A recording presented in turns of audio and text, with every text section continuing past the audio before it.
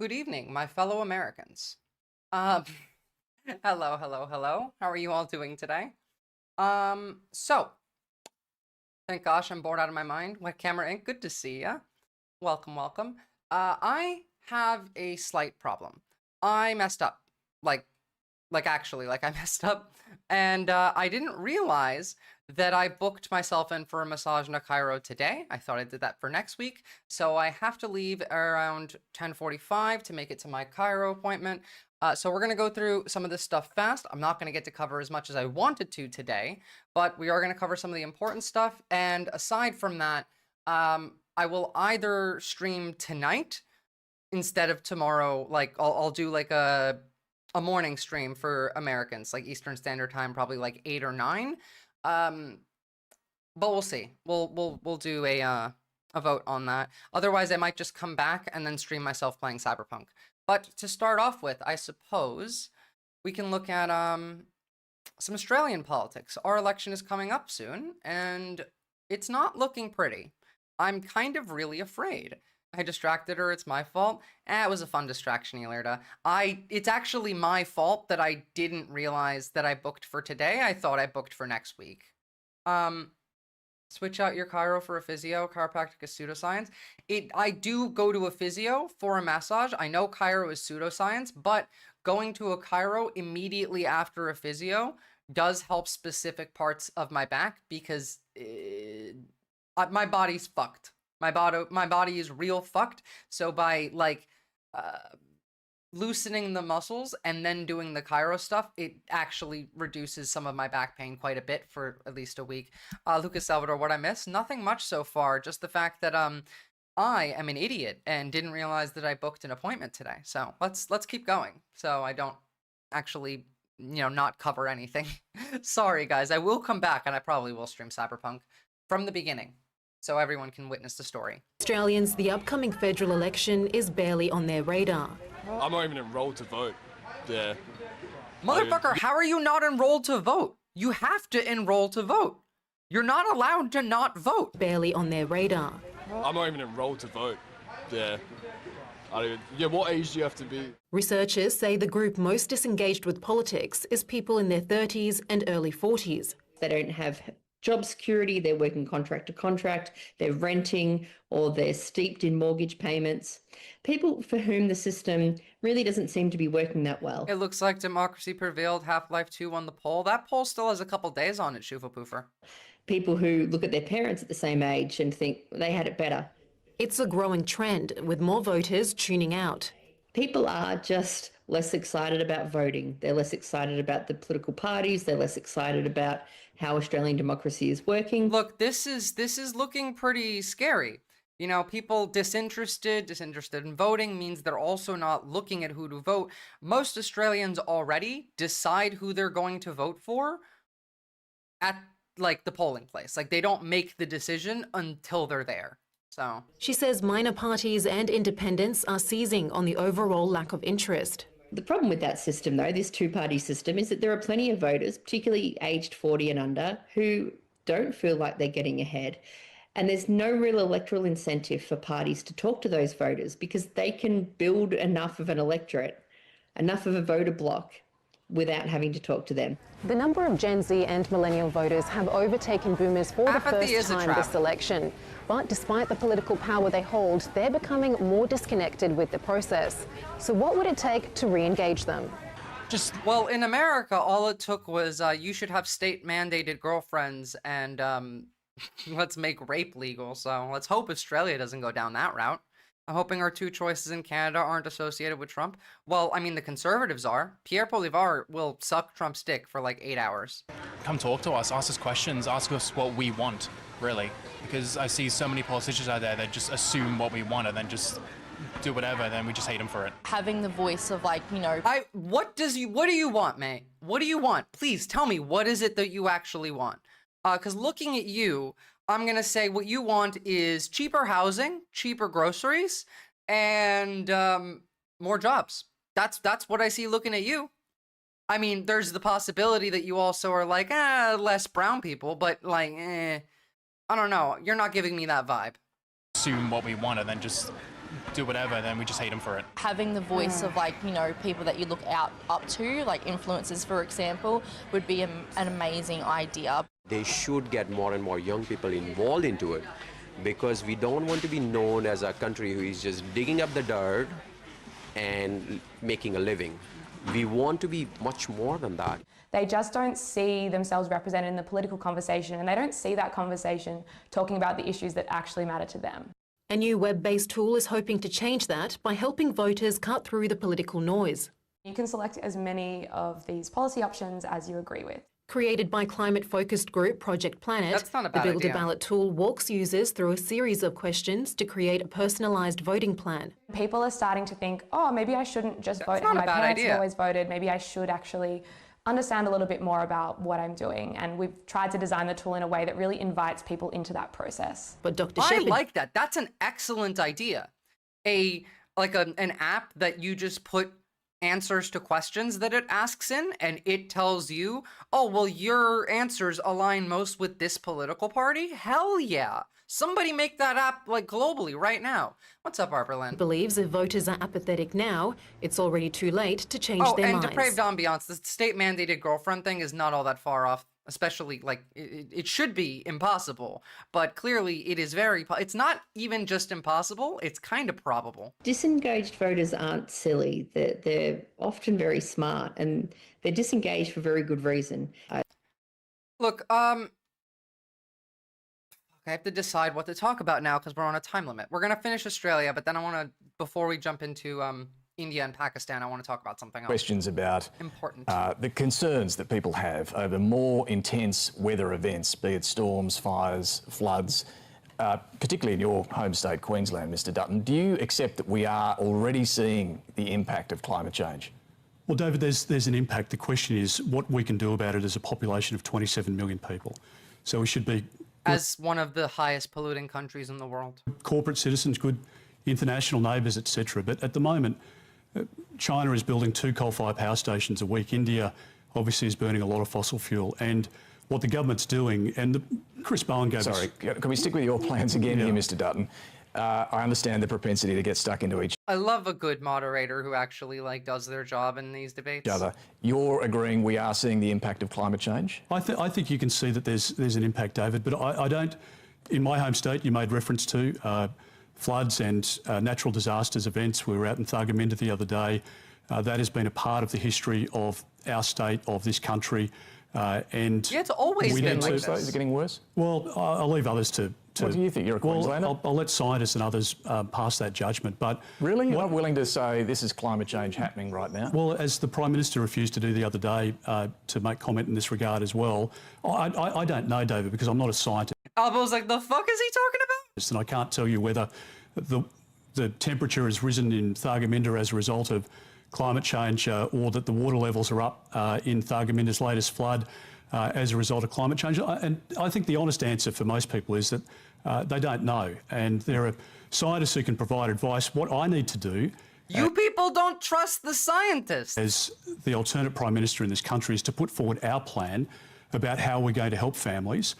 We need to transition. And I swear to God, if Dutton wins, like, I'm scared for my life if Dutton wins. I might have to go to fucking China. Amelia Faulkner moved to Cairns 6 This years is about ago. women feeling underrepresented in politics. The mother of a Shocking. 4-month-old never thought maternity leave would be a key issue for her in a federal election. Cost of living rises, rate increases, all that kind of thing. I'm probably seriously considering that I'll have to go back to work earlier, and it's really defeating the point of those maternity leave entitlements. She believes women feel apprehensive to speak about politics. They don't want to put themselves out there What? to cop backlash. We're just ignored. Women are... YouTube stream just dropped off? Are you fucking kidding me? Because I'm watching ABC News? This is Content ID? What? my age. Fine, I guess we can't watch that one. Is the YouTube stream still live?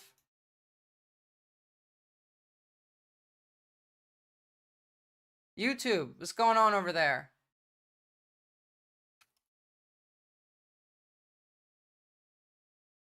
We've detected a video in your stream belonging to someone. I'm literally watching the the fucking All about- news.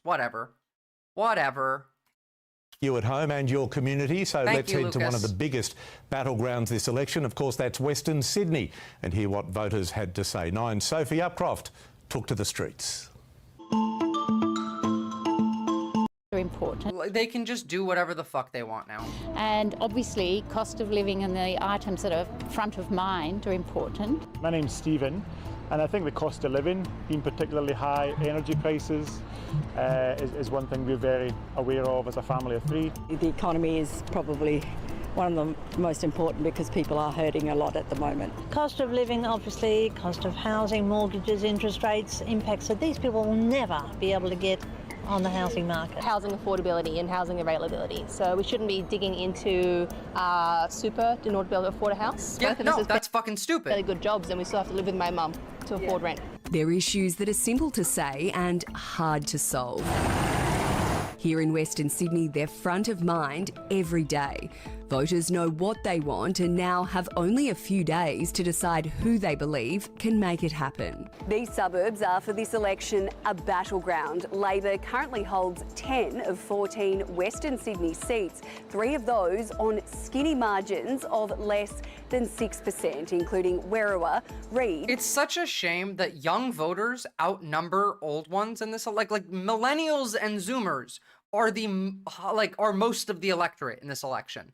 And I'm still not confident in them making the correct choice. In fact, I'm less confident in the right choice being made than if it was most majority boomers. Because the boomers are one of the only groups that are immune to internet propaganda. They watch television propaganda, but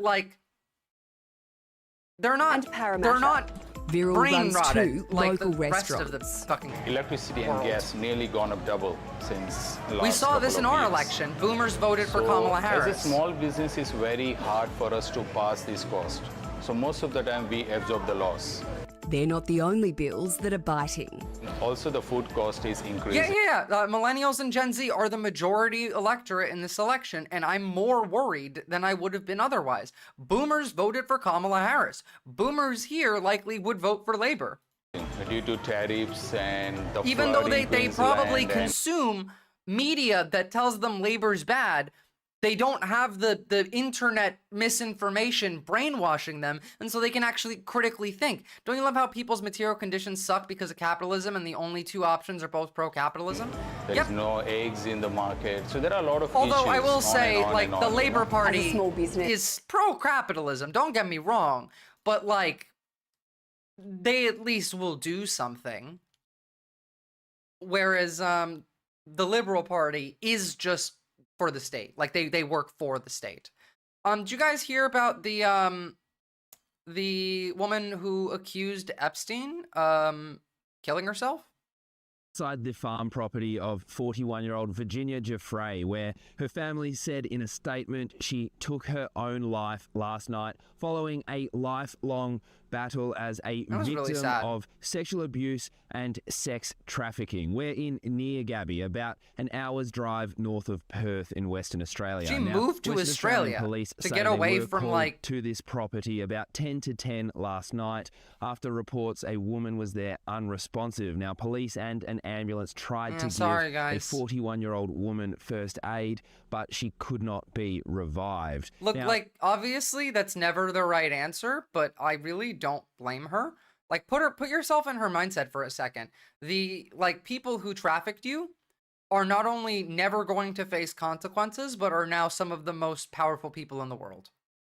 that statement And from Virginia likely Giuffre's she- family I don't know what she went went through the on last to couple say months, that she had been a brave advocate speaking out against sex trafficking. She had been one of the most prominent accusers of late financier Jeffrey Epstein, who she says trafficked her to several prominent men when she was about the age of 17. Probably also now, Donald among Trump. them was the Prince Yes, I Andrew, know. who has always vehemently denied the allegations against him, but there was a I do know this, and they will arrest you for trying to hide immigrants. We're in the Anne Frank era now. Don't worry, we'll get there. Simply Steve. I don't have time to do my entire planned stream today because I fucked up. But settlement made outside of court. I'll try a and get few to it years as much as ago, possible. And Prince Okay, look, let me cancel some of the next segments. We were going to talk about Pakistan and India, like, at war, considering they're trading fire right now, like they're actually shooting each other. And that's very scary. But first, I do want to talk about something slightly different. So first, this one's going to be fun, but I'm going to lead this into a proper, like, analysis of something bigger. You really shouldn't trust any... Stop that, Simply Steve. You can believe that, but stop telling other people to stop trusting people, okay? Because that's my whole thing, is learn how to understand your feelings and perceive. If you come into my chat and every single day say the opposite of what I say, then it's going to piss me off. You can do whatever you like. I have no problem with you believing that. I think you're wrong, but you have every right to be wrong. But stop trying to get other people to do it too. You're going to get people killed. And you know what? I can prove this to you in like 10 seconds. Well, actually not 10 seconds. In about 7 minutes, I will prove this to you. A new study by Harvard University has found that female bonobos team up to fend off males in the wild. Scientists say it is one of the rare examples of such a strategy, and it helps explain how they maintain their peaceful existence. Bonobos, along with chimpanzees, are considered the closest living evolutionary relatives to humans. In bonobo society, strength and sisterhood is more than just a phrase. It's the driving force. Female bonobos form tight alliances that allow them to stand up to aggressive males, to protect each other and shape the social order. If individuals, in this case females, join forces, they basically gain power, right? And in our case, females, by forming coalitions, they gain power over males. They can gain dominance within their group, and they can attain, very high-ranking positions within the group. Bonobos look similar to chimpanzees, but they are smaller, thinner, and darker. Although they are close relatives, chimps and bonobos have very different social dynamics. While chimpanzees are prone to violence, bonobos are mostly peace-loving. They can actually solve conflict through having sex. Researchers refer to them as hippie apes. I want to be a hippie ape. Scientists have long wondered how female bonobos maintain their matriarchies. 3 decades of observations in the Democratic Republic of Congo, the only place where they live in the wild, show the sisterhood works together to keep the males in check. They support each other no matter their relationship. And we even see, if different groups come together, females of different groups support each other or form coalitions against males. So it even, transcends group Cuddle boundaries, monkeys, hippie apes, hell yeah. Tendency to form coalitions. The bonobo female's unique bond could even serve as an example of what a strong sisterhood looks like, perhaps also for humans. Yeah, for more now, I want to... Okay, look, don't need to go into that. What I do want to talk about is stuff like this really quickly. Off the top at 5:30, a Miami-Dade woman says she is stuck in limbo trying to get her real ID driver's license. The reason? She cannot prove that she was born in the United States.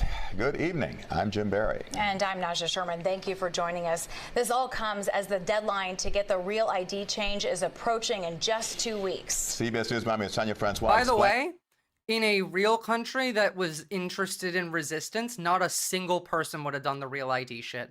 If everyone just says, no, I'm not doing it, they can't do anything about that. But no, people did. How state and federal lawmakers are stepping in to help. Tanya. That's right, Jim. Jeanette Gant Palmer was born at home in South Carolina during the Jim Crow era. A birth certificate was never issued, and without it, the DMV will not renew her license. Jeanette Gant Palmer was born in Aiken County, South Carolina, back in February of 1949. 76 years blessed. But this retired postal worker has called Miami home for 55 years. My car is paid for. My house is paid for. What's up, Zero? I do politics, news. I do a lot of psychoanalysis. We talk about, like, emotional regulation on this channel a lot. My main opinion is that empathy is the way out. And the reason that the planet is going towards doom is because people are hyper individualistic and lack empathy. They don't know how to, process their own emotions. People don't think because they're unable to feel uncomfortable, stuff like that. She's had several Florida driver's licenses And how to fix in the it. past. Like, I do actually offer advice on what you can do and what you should do. Showing us her latest two. On the day before her birthday, she went to renew it and hit a roadblock. After waiting This 2 woman hours was in born line, in America. I said, I'd like to renew my Because driver's she license. doesn't have a birth certificate. Because she was born in Jim Crow, where they didn't give her a birth certificate. What's up, long like Homo sapien? Oh no, we need this and we need that.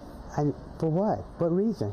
I never had it before. Gant Palmer needed her birth certificate or passport to prove What's her up, Speedster? identity. It's part of the new Real ID Emotions are annoying, but ignoring them will make not only you sad, but the world worse. program that takes Yeah, effect but this was next before month. Trump. Gant Palmer Sister has doll. neither. This is she now. says she's been trying to get her birth certificate her whole life.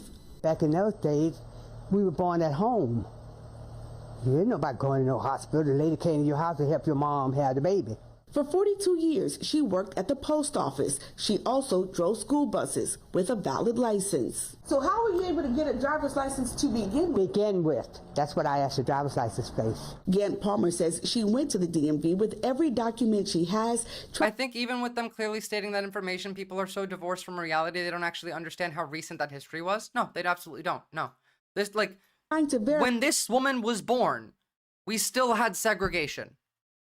When this woman was born, like, this was just post-slavery, and, like, segregation had ended, but, like, not really. This was the Jim Crow era. Real ID, even the name is shouting the silence. That's nothing real, and the actual human is a number. The Real ID shit is going to be required for you to travel from interstate. It's going to be your driver's license. It's going to be your social credit score. It's going to be your international shit.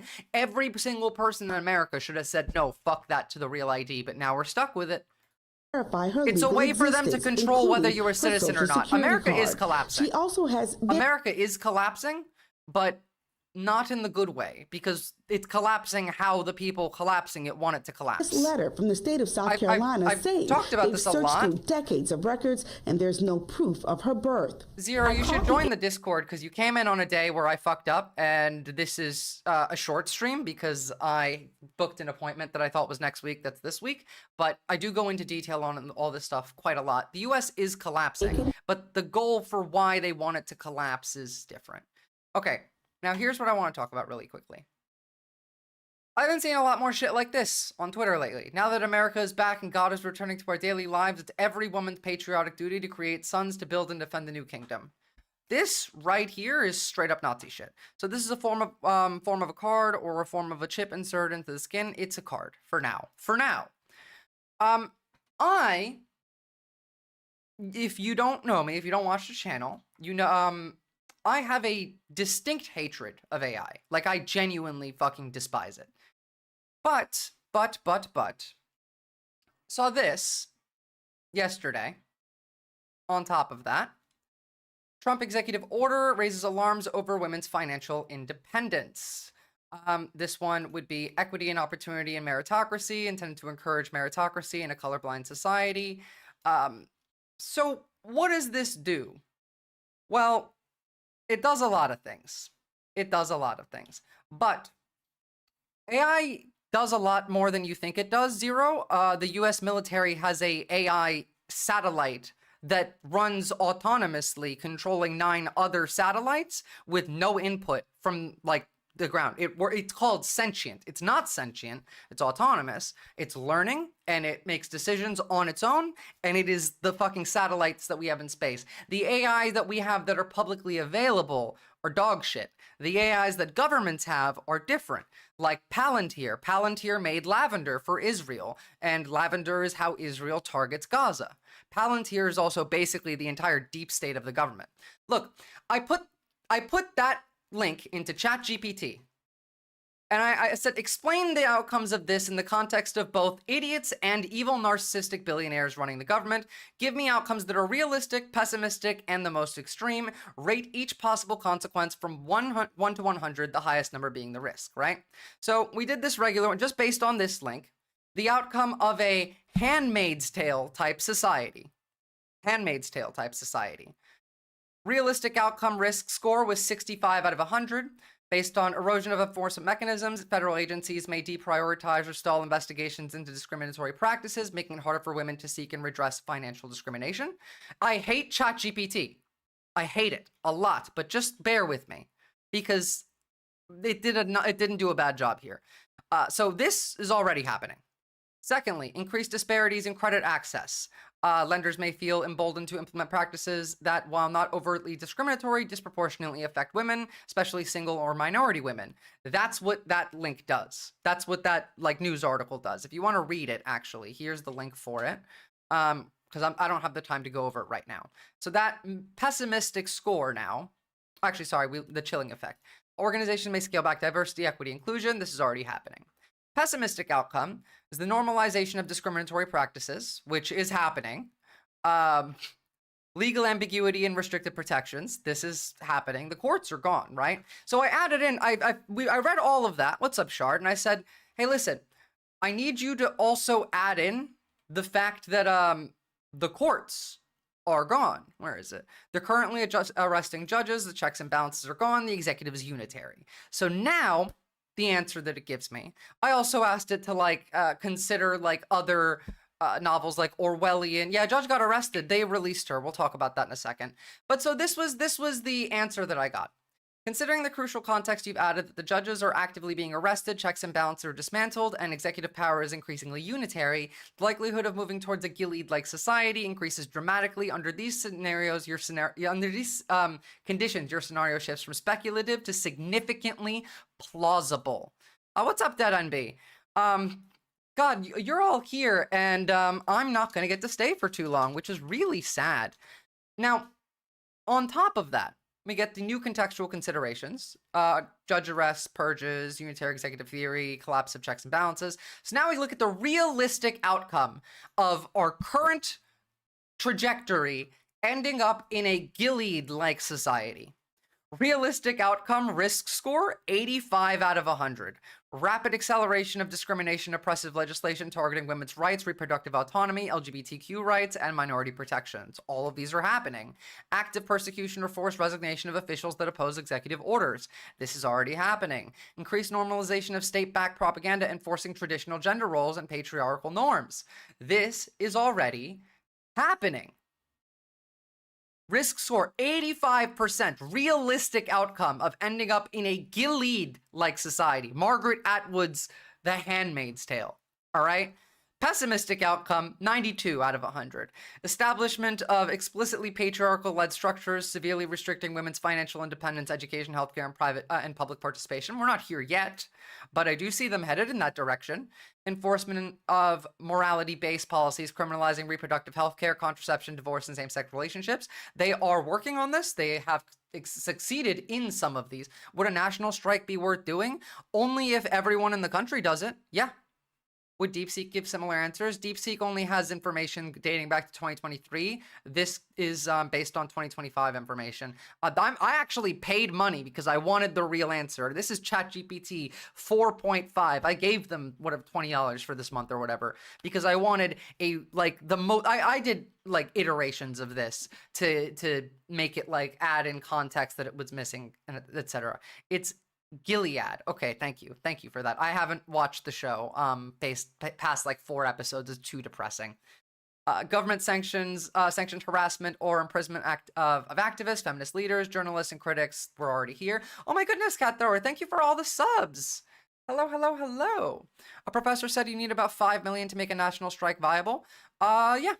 Honestly, if you have 3% of the country rise up, you can overthrow any government. That is kind of a thing. 3% of the population is enough to do that, but a general strike will bring any regime to its knees. Yeah, general strike doesn't just mean you stop buying things. It means stores are closed and they stop selling things.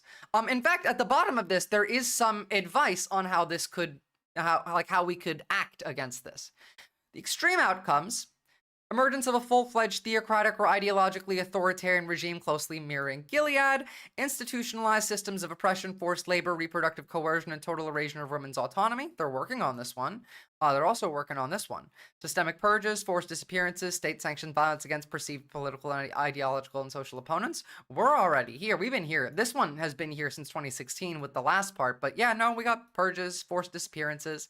So the likelihood right now, immediate scenario of a Gilead-like conditions emerging is 75 out of 100. High likelihood given active judicial purges. Welcome back, Elirda. You missed me realizing that I fucked up and did not. I booked an appointment for next week. That's actually this week, so it'll be a short stream. I'll make it up to you guys, I promise. I'm actually feeling back today. I touched some grass, I went outside, I felt the discomfort, I talked to some strangers, and I feel better. Oh, you were here for that. Cool, cool, cool. Yeah, 99 out of 100 is really fucking bad, Arberlin. So short-term scenario, within 1 to 5 years of entrenched Gilead-like regime, that's 90 to 100%. Within 1 to 5 years. Extremely high probability if no effective resistance or international intervention emerges. Like, that's bad. Worst case scenario, complete authoritarian consolidation, near certainty under conditions of continued institutional dismantling, systemic oppression, and a lack of internal or external resistance. So, what do? Well, can mass mobilize, which we haven't done enough. The protests that I've seen are big, but they're not Eastern European big. Strikes, work stoppages in critical sectors such as transportation, healthcare, education, and technology. Specifically, transport, healthcare, education, technology strikes would be huge, as well as like dock workers, for example, logistical strikes. Rather than a general strike for the entire public, a strike that hits the actual logistics network would be much stronger. There is internal resistance. I can speak firsthand experience. There is some. I do know that. Just not enough. Coordinated nationwide economic disruptions aimed at crippling the government's ability to enforce oppressive policies. You know what we did to Tesla? We need to do that to Palantir now. Get the bankers to strike? Yeah, good luck with that one. The bankers don't matter. It's the thing is, the rich don't realize anymore that they're only rich because of us. If we stop making them rich, they won't be rich. So institutional defense-wise, pressure existing democratic institutions to resist unconstitutional orders. We're already doing that. Public and openly support judges officials who refuse to enforce illegal executive orders. I haven't seen too much of that. Like, I've seen like the main streamers mad about it, but not really too much outside of that. Active whistleblowing within government agencies to expose unlawful activities. Hey, if you work in the government, do I have a book for you? It's actually really good. Here is directly from its source, the Simple Sabotage Field Manual from the CIA. If you work in the government, I would read that. Where the fuck were the longshoremen unions go? They were acting really tough like 6 months ago. Why were they omega silent in the face of the tariff shit? Well, because the whole point of that strike was because they were working with Trump, but then Biden came out and said, oh no, I don't believe in Taft-Hartley, and so the corporation folded, and they got their pay rise.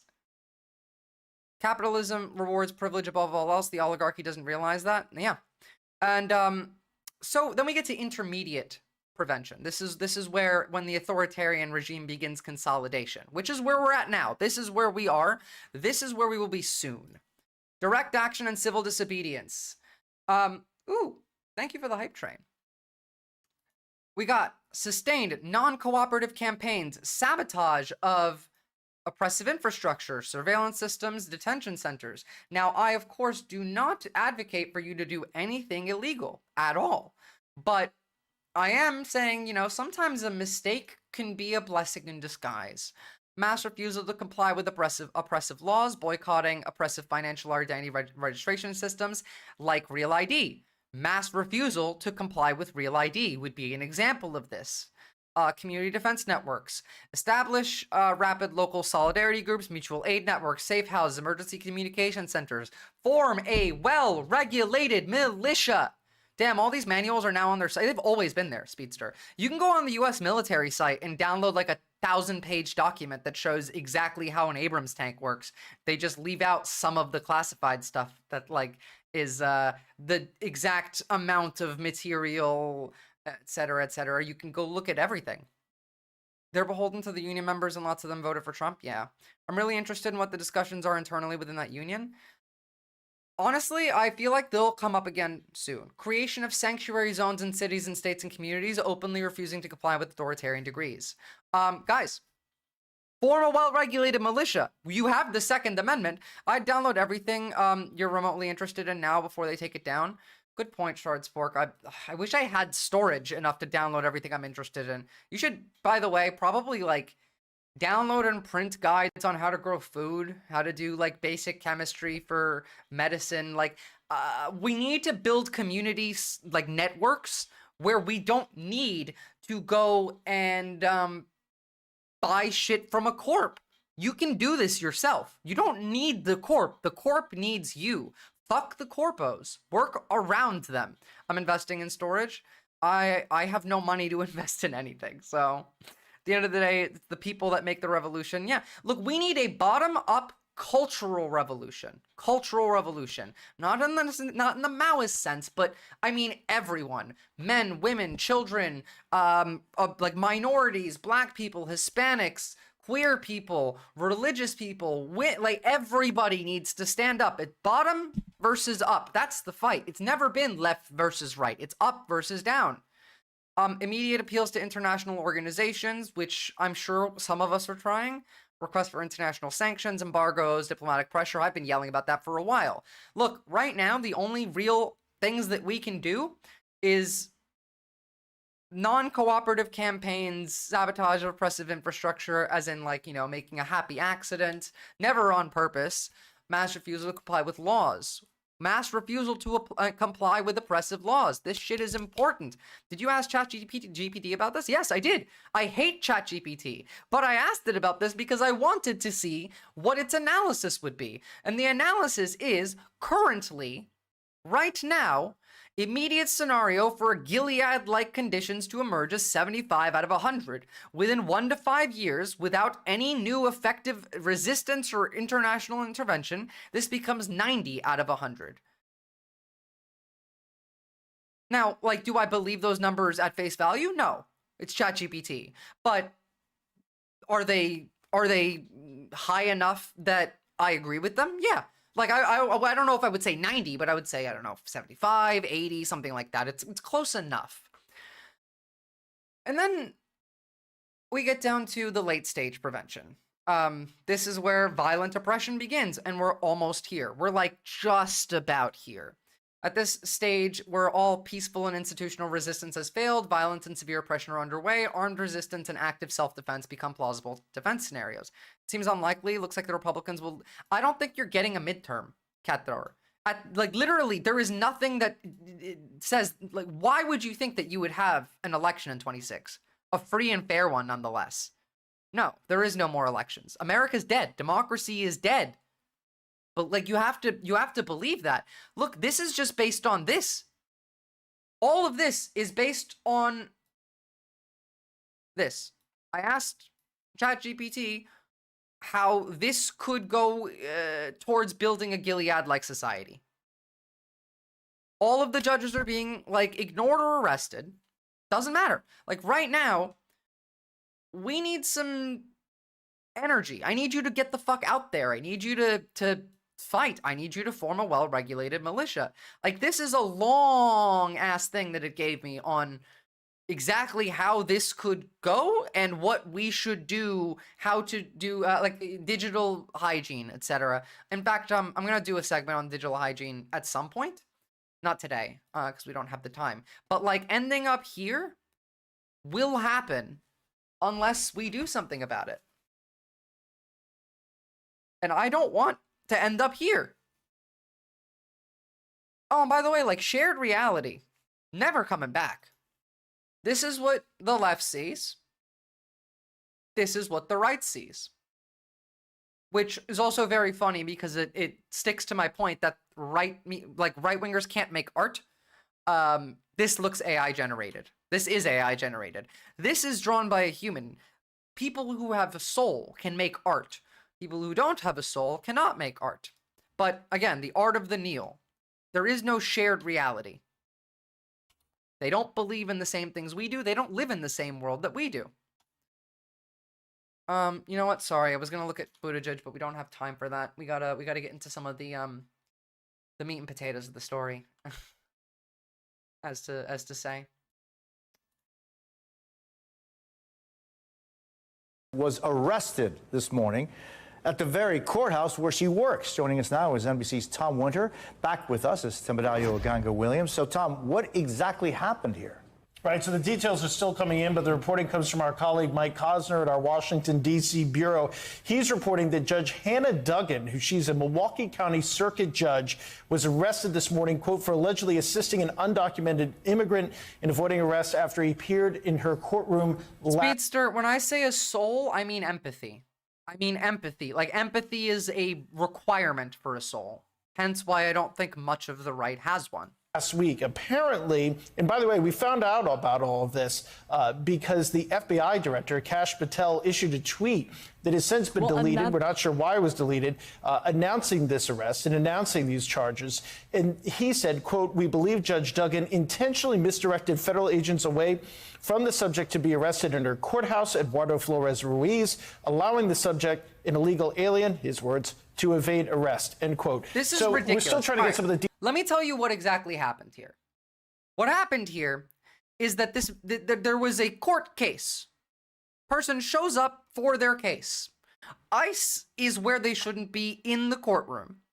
The judge, who wants to do their job, is visibly angered by the fact that ICE is out there looking to arrest this person before, like, any due process has taken place. The judge moves the person somewhere ICE can't get them. If they gave her a warrant, she is guilty. But they gave her an administrative warrant, not a judicial one. An administrative warrant doesn't count. She asked for a judicial warrant, and they didn't have one, so they don't have a valid warrant. Details as to what this individual was specifically. So she moved the people into a different room where ICE couldn't go, so they couldn't just get illegally kidnapped and sent to the gulag. Brought into court for what charges they were specifically facing, and some of the details of this arrest. I checked, just as you were talking to our colleague Chris Jansing there in Rome, the docket in Wisconsin. The federal charging documents have not yet been unsealed in this particular case. That's not particularly unusual when an arrest happens, and sometimes it takes a while for that. The right-wing narrative on this is that she was trying to protect and to hide and harbor illegal immigrants. That's straight up Nazi rhetoric, first and foremost. But, like, they needed a judicial warrant. They didn't have one. They don't have jurisdiction in her courtroom. Exactly, Shard. That paperwork, and remember, there's a that judge should have had those ICE agents arrested. Difference as well to appear on the record. So again, still trying to get some details, but again, the arrest was apparently made at 9:30 Eastern time this morning. This follows, by the way, Jose, some similar types of incidents throughout the country where judges have been involved in some of these ICE cases. Just yesterday, the Suffolk County District Attorney in Boston, a democratically elected district attorney, issued a report actually chastising the judge that was. There was another judge that got arrested, but I can't remember who they are. So this judge was released. Judges in any country are just puppets, though? Not necessarily. It depends on the type of judge. It depends on what, like, whether they're in federal court and civil court, whether they're higher up, whether they're lower down. There are judges that actually just, like, are judges for a good reason. But there are absolutely judges who are judges that are owned. Like, back in the day, the mob would pay off both the cops and the judges and stuff like that. And that does happen. The other one wasn't very important. The guy is a retired judge. Yeah, he had people in his house that he was he was just harboring there. That I'm not sure that they were even, like, undocumented. Honestly, I don't believe the government. She's released, but she's still charged. I don't know. We're gonna find out. I don't believe the government when they say someone's an illegal immigrant, because illegal immigrant to them just means brown person. Everyone's an illegal immigrant. A Milwaukee judge accused of helping an undocumented man evade arrest has been released from federal custody after her own arrest Friday. Guys, this is Anne Frank era. Remember, harboring a undocumented, like, just say, oh yes, this judge was arrested for harboring a Jew in the attic. Like, that's what they're saying right now. New Justice correspondent Scott McFarland has more. The arraignment of Judge Hannah Dugan. We need to, like, after all of this is over, however long that takes, illegal immigrant, illegal, like, all of that shit needs to be banned. We need to ban those words. Those are evil fucking words. Scheduled for May 15th at the federal courthouse in Milwaukee. She'll have her opportunity at that hearing to enter a not guilty plea. Her arrest has had seismic impact politically already, and is quite a statement by the Trump administration as they handle immigration cases. He really should have arrested in these charging ICE documents. agents. Judge Dogan was at court a week ago Friday, and that's a defendant in her courtroom for domestic battery was being pursued that day by immigration agents, and that agents were outside the judge's courtroom. According to the charging documents, the judge called the presence of the immigration agents there for that cause absurd, and then sent the immigration agents to the chief judge's office.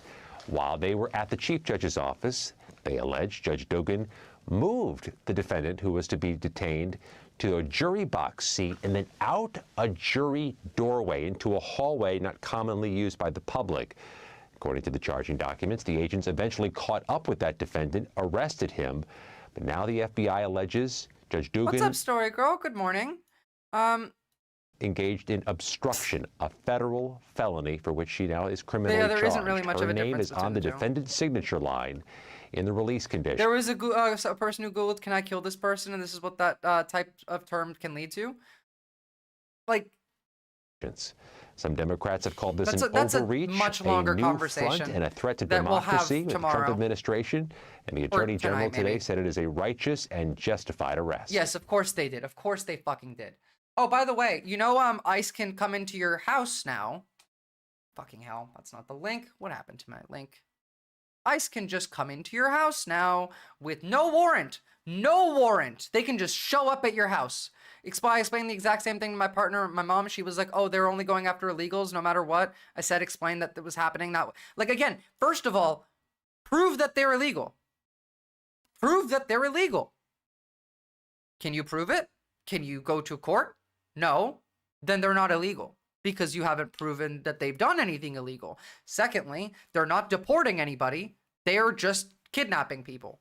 Like that literally, definitionally, this is how this works. Tuesday, the SCOTUS is supposed to rule on warrantless ICE home raids. Great, yeah, they'll do whatever the fuck they want regardless of the ruling because they don't care about SCOTUS.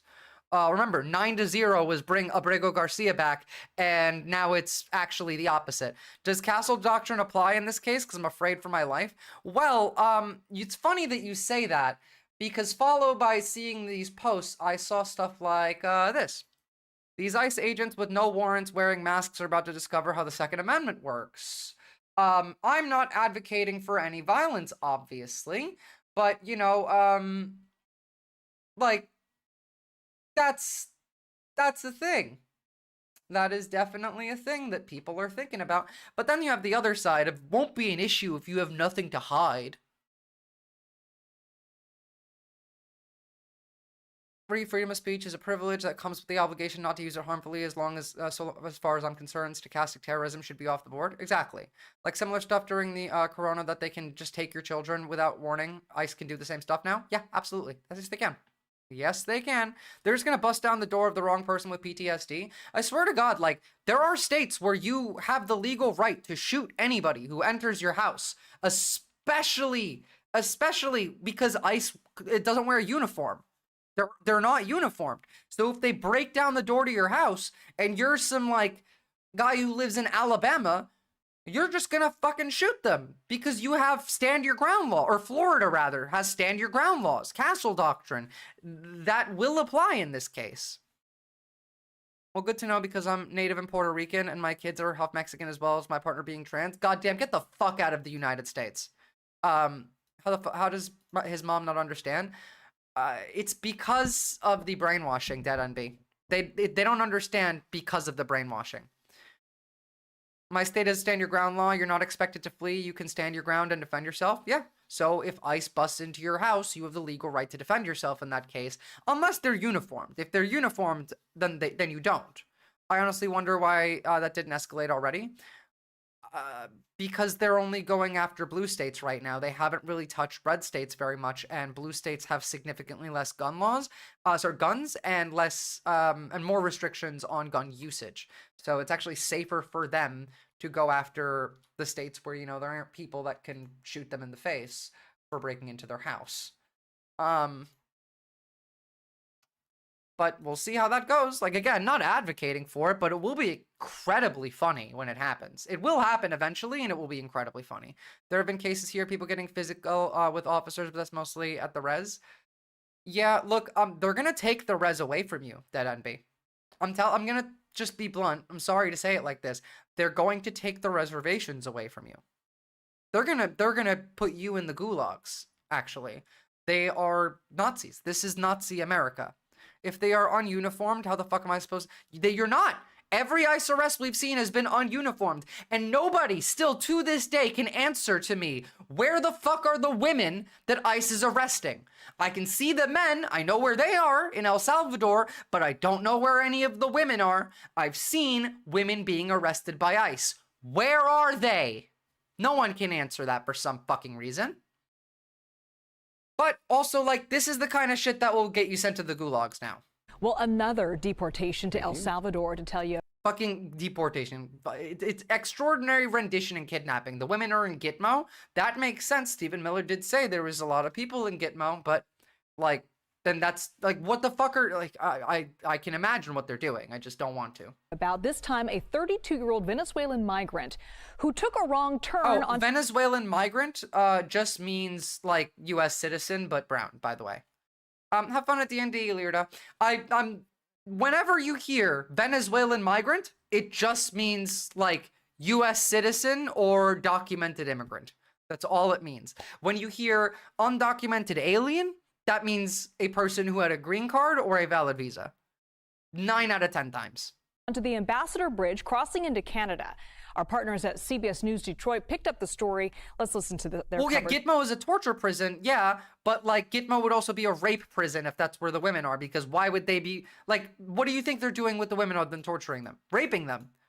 But I don't know that they're in Gitmo. I've seen no sources to the fact, and, again, nobody has cited evidence to it. Actually, I think I was the first one to say they're probably in Gitmo, like last week. From earlier today.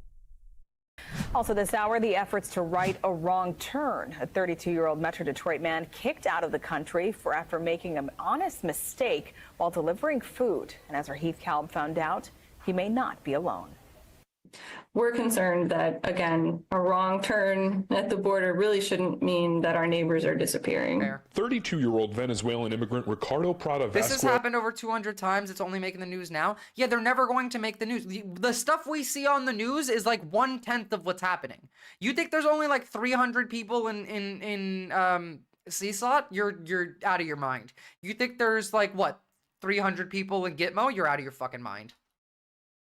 Was Damn, Jenny reportedly Burns. delivering McDonald's in January when he made a wrong turn onto the Ambassador Bridge, crossing into Canada. It's a common mistake here in Detroit. I was They're all actually supposed complicit, to yeah. go on Verner, and next thing you know, I Like was literally, you're an Uber driver. You took a wrong turn, and you get sent to the gulag. Sorry.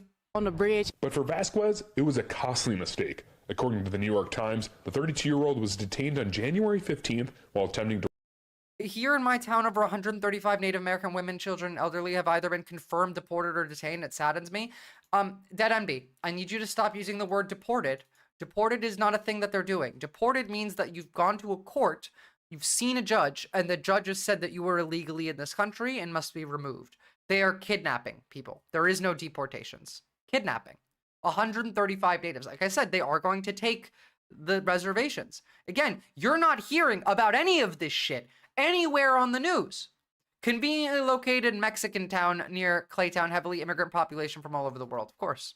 Of course. to re-enter the U.S. at the Detroit-Windsor Tunnel and was taken into custody by U.S. authorities. No one knew of his whereabouts until the Department of Homeland Security confirmed on social media on Tuesday that he was sent to El Salvador, claiming that he was a member of a criminal organization. Literally, the man's doing an Uber delivery, makes a wrong turn, El Salvador with you. Called Tren de Aragua. It should enrage you. Immigration rights experts not like Christine sad at Salve say that what's concerning about this case and others during this new administration is that people have been deported without due process. We've seen long-term detentions where they shouldn't be happening, and I mean, can we? I'm okay with that as long as we actually go after like the Uber executives. If the Uber executives are criminal gang members, I want them sent to CSOT. Oversight or body to look into these matters and investigate them. All persons in the United States, regardless of their immigration status, no matter who they are or where they're from, have rights to due process. For now, not for long, unfortunately, because they hate you. They hate all of us. 18 past the hour last week, DHS officials attempted to enter 2 public Los Angeles elementary schools, asking to speak to liberals. Vote. Canada, vote liberals. The conservatives will give you over to Trump. We won't have to have a war. You'll just get annexed. Several children. The department said they were conducting wellness checks on the children. School officials. Oh wait, excuse me. Sorry, Homeland Security is doing wellness checks on children in schools now. To enter 2 public Los Angeles elementary schools, asking to speak to several children. The department said they were conducting wellness checks on the children. School officials turned them away. This is the most pedophilic government we've ever had. However, joining us now, Alberto Carvalho, and somehow Matt Gaetz isn't in the government. Unified School District, and a personal friend of mine whom I very much admire. Alberto, thank you for being with us this morning. So what exactly happened in these schools? Good morning, Jose. Thank you so much for the opportunity. Great to see you. Look, last week we had about 4 to 5 agents showing up at 2 elementary schools 2 hours apart. We believe it was the exact same team asking for access to students ranging in grade from 1st through 6th grade. Obviously, we trained our principals, our support staff in denying access to students without a judicial warrant, a criminal warrant signed by a judge. I would find it very difficult to believe that a 1st grader or a 2nd grader would have committed some type of crime that would require some interaction with a federal agency. So the principals asked for Pedocon theory is a theory like gravity is a theory, yeah. Identification from these individuals. They did produce IDs. When the principals attempted to write information from their IDs, they quickly pocketed those IDs, conveying to the principals that that was not allowed. And then they actually conveyed to the principals that they wanted to meet with the students and they had parental permission. It's like 6 to 11-year-olds. Yeah, to be fair, they have been making 8-year-olds defend themselves in immigration court already.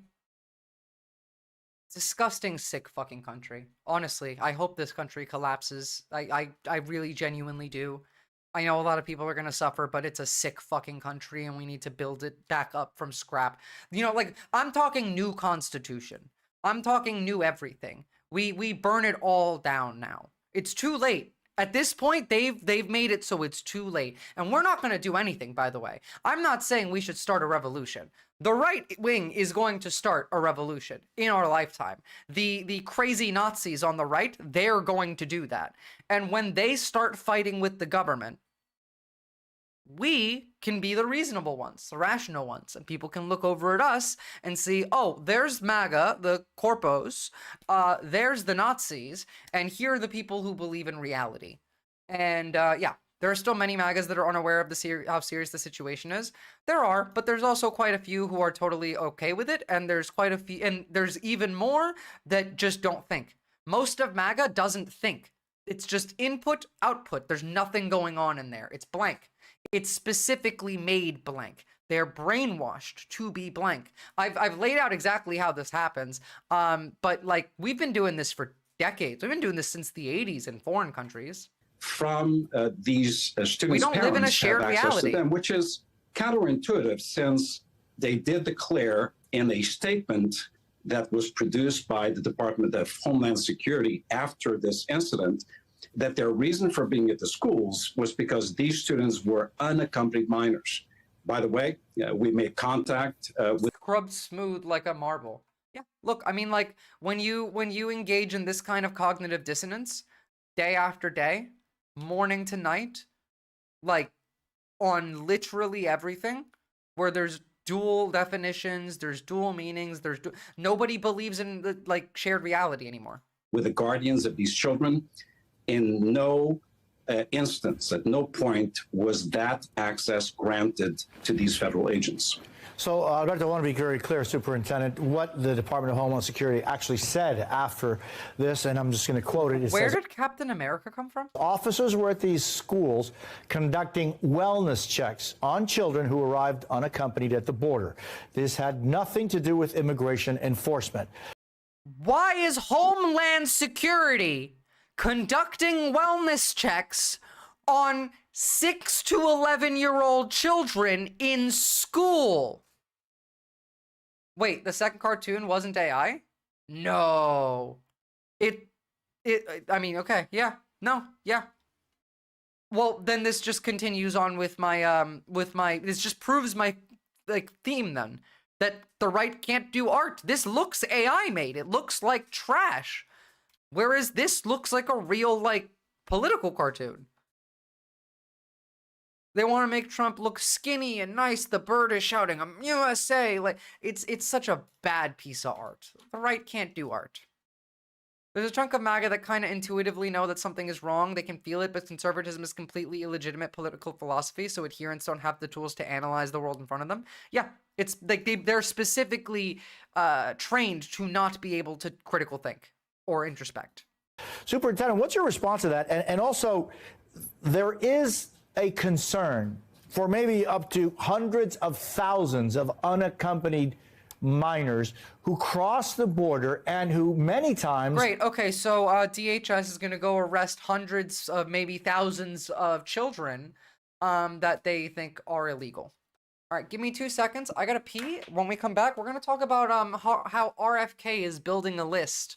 And most of us are likely going to be on it. Be back in a couple. Oh, actually, but in the meantime, enjoy cat.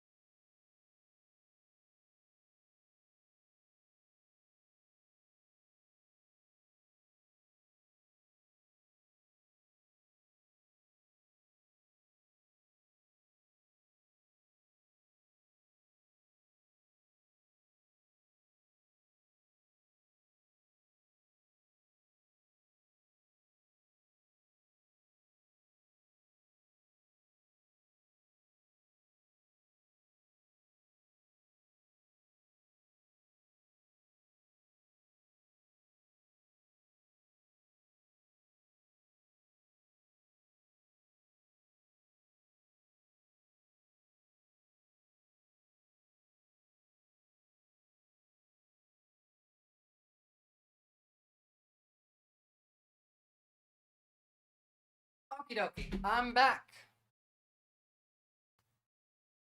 The baby, he is very cute. Because they know where they are and they want to hurt people. That's true. We can tell AI to make it a similar style. That's also true. No art, no humor, no heart. I agree. Yeah, the right just can't do it. They're not people like us. They're not like us. They don't have empathy, and therefore they have no soul. These are ghouls, demons, liches, zombies. Why do I suspect that they might just, like, give the children who are the most white passing to families the regime likes? Because historically that's exactly what happens. And that might be why you're thinking about that. Oh, no, not RFK. Oh, yeah, I know the voice is bad, but this is one that you're going to want to hear. It's pretty bad, actually. So, Institute of Health is collecting private medical records. Health and Human Services Secretary. Oh, by the way, this goes directly against HIPAA, so it's already illegal from step one. National Institute of Health is collecting private medical records. Health and Human Services Secretary Robert F. Kennedy Jr. says the data is vital for his new push to study autism. Additionally, Kennedy says he plans to launch a disease registry for autism that would track the condition like a disease outbreak. Kennedy has repeatedly suggested, without evidence, that environmental factors like vaccines contribute to autism rates. This is a preventable disease. We know it's an environmental exposure. It has to be. Genes do not cause epidemics. They can provide. Do you guys need me to fact check this, or are you guys educated enough to know that he's lying? A vulnerability. Or stupid, rather. You need an environmental toxin. RFK is one of the interesting ones in the administration where he's not lying. He's just that stupid. Autism isn't a disease. No, of course it's not. This is just it's just Shai Hulud in his head talking. Kennedy for describing autism as a preventable disease, which they say is stigmatizing and unfounded. Kennedy also he's going to have an answer by the end of the year. My guess is he already has his answer. Well, yeah, but his answer is wrong. That's the thing. I can tell you the real answer. Instead of creating an autism registry, we should cure the people who want an autism registry with hammers. I agree with that one. It's not an epidemic. It's not how that works. Now listen, I've said this before. Say it again, really slowly. Yes, autism has a genetic component, but social and material conditions where you grow up, the environment that you're in, does impact whether you develop autism or not. Now, there are much more severe forms of autism, and that's its own thing. But the general, I'm autistic, but I don't need to be autistic. Because what autism is, even this also works for ADHD, is there is a set of symptoms that you fit into, and they cause either distress, difficulty, complications in you being able to live your life. That is how we define things like ADHD. There is more to it than that with autism as well, but yes, there is a social aspect to it. But it's not you can't cure it. It is genetic as well. The reason that we see higher degrees of higher rates of autism today than we saw decades ago is two reasons. One, we're testing more. You phrased that poorly. Which part? I can phrase it again. Look, there's two reasons why autism rates have gone up. One being we're doing more testing. There's less stigma. People are more open to the idea of going and, discussing this with the doctor. That raises the rates of people who have diagnoses. The second reason why is because of the social material conditions that we live in.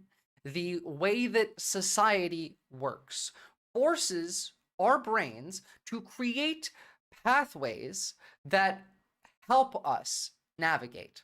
Now, if you have a predisposition to autism, the genetic factor, but at the time, you're not exhibiting autistic traits, then let's say you start going to school and the social aspects of school are confusing to you. You feel difficulty in engaging with them. You feel difficulty in class. So you start to develop coping mechanisms. And these coping mechanisms, oftentimes with autism and with ADHD, are pretty similar.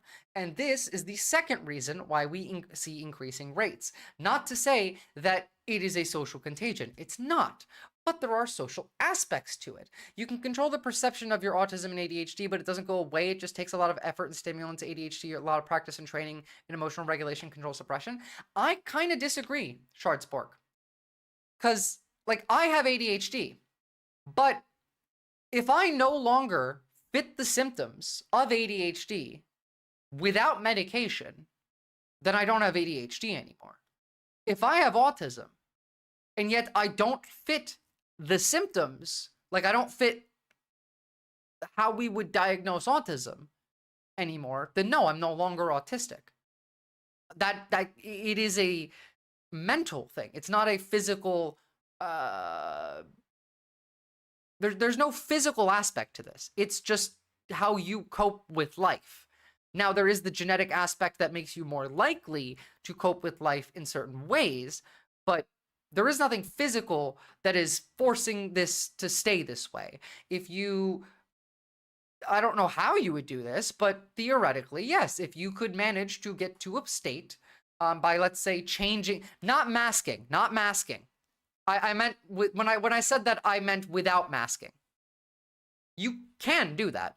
If society changed enough that we no longer fit those symptoms without medication for ADHD, without masking at all, then you no longer have autism or ADHD. It's like depression. You can have depression, you can be prone to depression genetically, but then you cannot be, you cannot have depression. Not quite. They are neurodevelopmental, which means that there is physical brain meat difference. Yes and no, because the brain is plastic. The plasticity of the brain can change, especially like if you develop these young and you're in your like 20s and suddenly you move to a different country where all of the systems that required you to think and engage mentally in a certain way no longer existed, hypothetically, and then yeah, the changes in your brain would then change again. If you're trans and you start taking hormones, it changes your brain too. Unless you have biological depression, you mean major like clinical depression, which is a thing. Yes, it is. Except you don't have it forever. You have it time to time. It goes away and it comes back. It goes away and it comes back. You have the like propensity for biological depression, and it will continue to come and go, but you don't always have depression. Depression isn't a neurodivergent condition, it's an emotional disorder. I get that. That's what, like, going with ADHD again and going with autism, either way. If you could, like, not to say that you should try. I'm not saying you should try. I'm not saying that this is, like, the way to go, by the way. I'm saying that, like, he's wrong about everything he's saying. RFK is wrong. But the one thing that we don't talk about is, yes, you can develop autism if you don't have autism. You can develop ADHD if you don't have the genetic component for ADHD. The way that we structure society will lead people to that. Not to mention the fact that TikTok tries to diagnose everyone with autism and ADHD. So if you start believing that shit, then you can I provide sources for those claims? Well, like, I'm just talking about my opinion right now. But like, sure, not right now because we have limited time, but I can look for them after stream while I'm in the waiting room. But like, think about it this way, right? The brain is plastic, but with autism specifically, early on in the brain development, when you go through phases of synaptic pruning, the ASD brains don't prune as much, leaving more connections, and this manifests as symptoms. Yes, and those symptoms that manifest can reduce to the point where those symptoms no longer exist, even with the brain change, as long as the environment that this person lives in doesn't require them to create these like manifest these coping mechanisms. What's 100% certain is that RFK is wrong, true, and the motivation behind the database of highly personal medical data is, I mean, it's eugenics. The whole point of this is eugenics. I have too many words for how slow I'm typing. Well, brain matter, you want a video call later? Because I was gonna help you, I was gonna show you at least how like I do editing and whatnot, and see if you're into that. We can chat about it while you do. I'm not explaining this as well as I could. I'll come back to this with like more sources next time. But yeah, this is eugenics. This is, let's make a list of all of the people with autism and ADHD and put them in camps. This is for the wellness camps that they're going to do. This study also plans to link medication records from pharmacies, lab testing, genome data from patients treated by the Department of Veterans Affairs, Indian Health Services, claims from private insurers, and data from smartwatches and fitness trackers.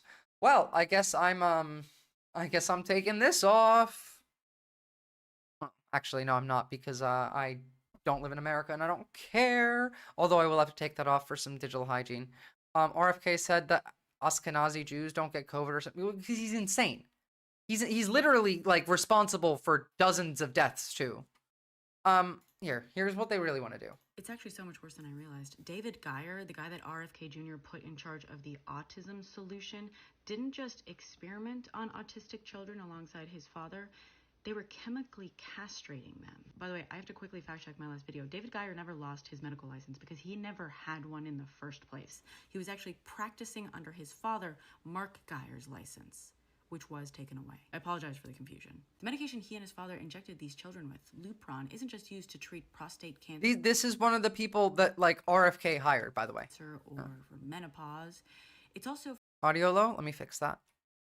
Let me fix that. Fuck, this is as high as my audio goes. Let me see if I can raise it from OBS. It's actually so much worse than I realized. David Geyer, the guy that RFK Jr. put in charge of the autism solution, didn't just experiment on autistic children alongside his father. They were chemically castrating them. By the way, I have to quickly fact check my last video. David Geyer never lost his medical license because he never had one in the first place. He was actually practicing under his father, Mark Geyer's license, which was taken away. I apologize for the confusion. The medication he and his father injected these children with, Lupron, isn't just used to treat prostate cancer or for menopause. It's also for chemical castration. I just recorded a video going through the Maryland Medical Board's findings, but it's really long and I have to edit it. So the basic thing to know is they knowingly falsely diagnosed autistic children with precocious puberty, specifically so they could give them Lupron. The medication has valid medical uses, but the men came up with their own profile to use it on autistic children. And then the majority of autistic children that they used it on didn't even meet their profile. Why would you give someone a medication that causes chemical castration if they have nothing else that medication treats? I'm not even sure if I can post the longer video here because the details get so much worse. I really, really don't want to fear. This is what they're gonna do in America. Monger. But the facts are these: a man, many who practiced people medicine without a license. Again, more like there's several hundred dead people that are attributed to RFK Jr. now. Kappas wasn't RFK's aunt literally lobotomized? I don't actually know, but good to see you, Kappas. Alongside his because father, genocide, yeah. knowingly chemically castrated autistic children who did not meet any other diagnostic criteria that would require that sort of treatment just because they were autistic. Now he is being allowed to compile a list of every autistic person in the United What word are you not understanding, Gargles? States, and is going to determine the cause of and therefore treatment for autism. Like it's genuinely just eugenics. It's evil. Oh, you don't understand English. Well, you know, like this is a channel where I speak English and Turkish mostly. Kann übersetzen, wenn's wichtig ist. Yeah, I can translate if it's important. Cool. Mon's showing up today. Yeah, literally the day where I have to have a short stream because I fucked up with my scheduling. Jesus Christ. Oh, and here's what's gonna happen because of the funding cuts to vaccines and disinformation. This is apropos. Habla español, por favor? No habla español. Oopsie, I forgot to bring the volume down for that one. Hold on, let me bring it back to where it was.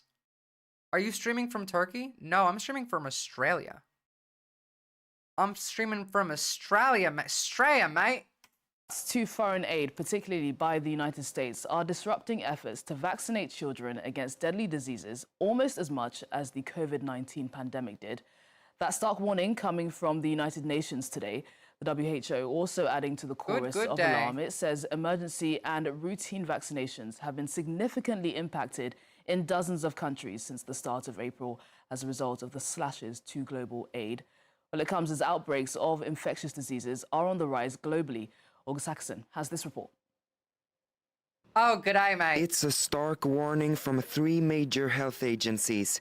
In a joint statement, the World Health Organization, UNICEF, and the Global Alliance for Vaccines and Immunization say outbreaks of vaccine-preventable diseases are on the rise.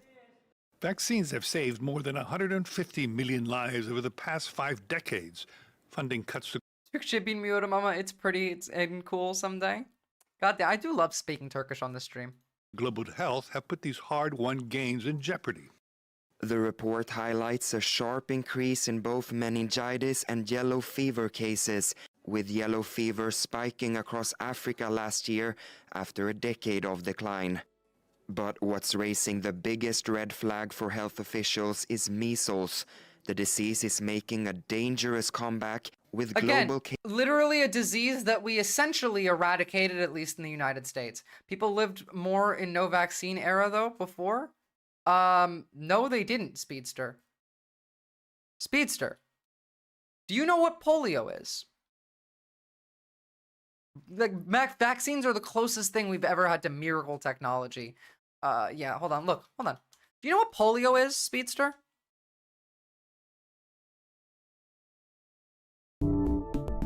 Polio is a life-threatening disease caused by the polio virus, which is spread from person to person. About 1 in 4 people infected will... Do you know how many people a year die from the flu in the United States? U.S. deaths from influenza per year.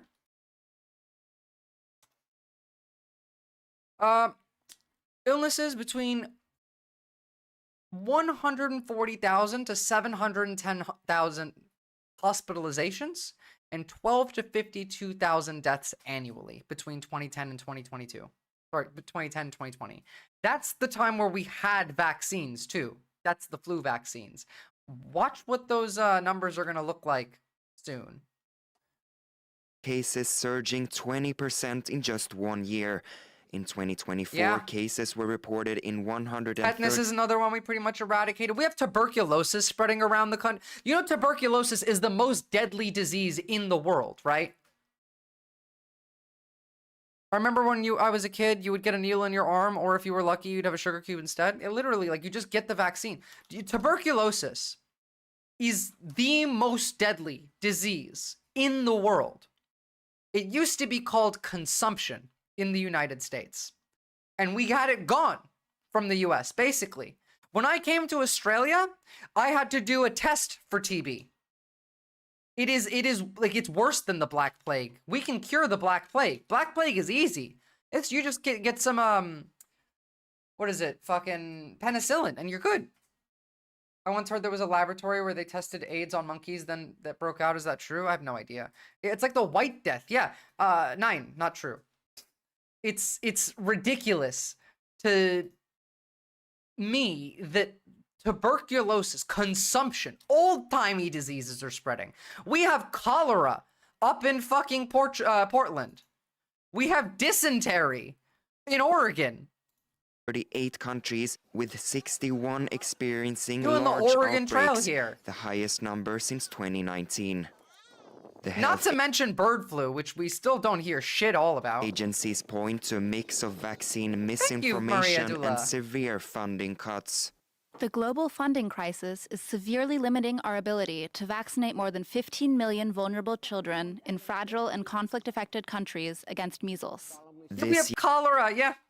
We have cholera, we have dysentery. We're really back on the Oregon Trail here. Here, U.S. President Donald Trump slashed humanitarian aid to several key regions. The organizations are urging him and other world leaders to ramp up investments in immunization programs. The statement comes as world... yeah, X-Roxfix, we're gonna be the world's first fourth world country, actually. Immunization Week kicks off, running April 24th through the 30th. Seems I've got a touch of the consumption. Yeah, let's put you in the sanatorium, actually. You guys want to know what a sanatorium looked like for people with consumption? Auf Deutsch bitte? Really? You're gonna make me say it in German? Fine, hold on. Can't remember what that actually looks like in German.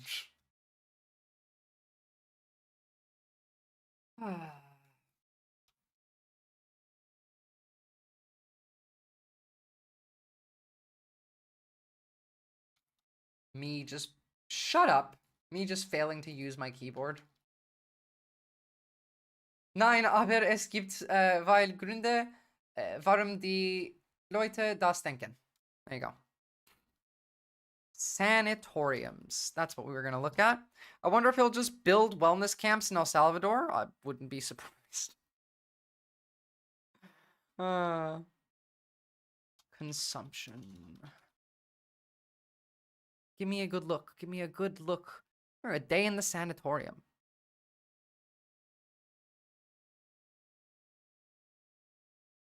Well, I mean, like, we're Russia prior to the, like, right after the collapse of the Soviet Union. This is what we're experiencing.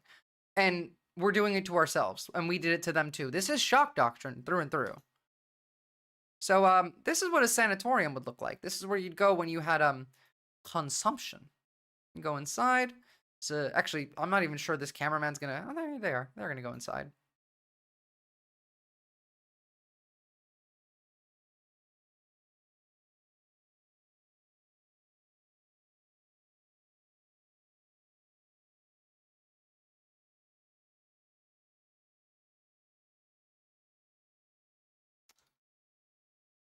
Yeah, no, yeah, Trump has not, Trump doesn't do anything. Trump doesn't know what's going on. Nobody tells him anything.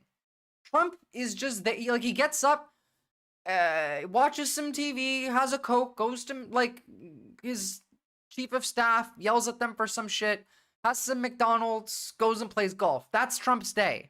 Can we please elaborate with the chat rules starting with Nazis and with MAGA, because it's too shady and bigoted to understand? As in, if you are pro-MAGA, if you are pro-eugenics or anything a Nazi would be, you know, pro-of, then you get banned, basically. It's really up to the interpretation of me and my mods. The main rule for this chat is just be a normal person and don't be an asshole to people. What's up, Tyler? What's up, Froge? It's not... Like, do we have a rules command? No, but we should. I just, am really, really bad at dealing with, whatchamacallit? Nightbot. Whoa! Thank you, thank you, thank you! Reached the sub record. Goddamn. So, we're not doing all that great here, guys. We're not doing all that great.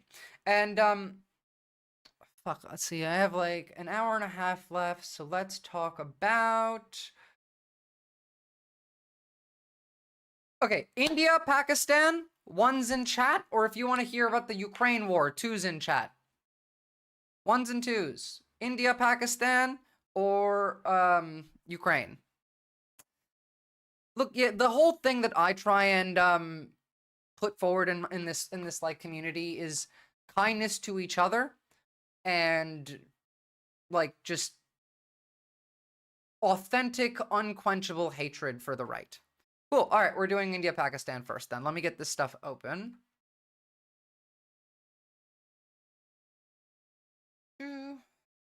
So, you guys have all probably heard about the Kashmir attack. Now, what happened there is, there was a terrorist attack on a tourist location. Lots of people died. It was very, very, very bad. India says that Pakistan did it. Pakistan says that they didn't do it. And now it is devolved into them, like, actually shooting at each other. Hold on. One more. It's been going on for years, yes. But now they're actually shooting each other again. And the last time India and Pakistan went to war, it needed international, like, pressure to stop this, and we don't have anyone that'll do that this time around. Well, yeah, the Nazis have survived. We should have killed them all during the Nuremberg trials. We should have hung every single one of them. We shouldn't have let a single one of them survive. I do tend to try. Today's like surface level because I don't have time. I messed up and made an appointment. But like, yeah, I'm Greek, just living here. Cool, I'm Turkish. Turning now to some other news, officials are Would you like some beefing up security baklava? across Indian-controlled Kashmir a day I already covered Straya Cat Piss earlier in the chat. You'll want to go and watch it on the YouTube stream. after an attack on tourists claimed at least 26 Oh yeah, guys, join the lives. Discord. It is the deadliest in years in the restive Himalayan region. India's defense minister has vowed a swift response against the attackers and those conspiring with them. India's interior minister Why is the audio for this one so shit?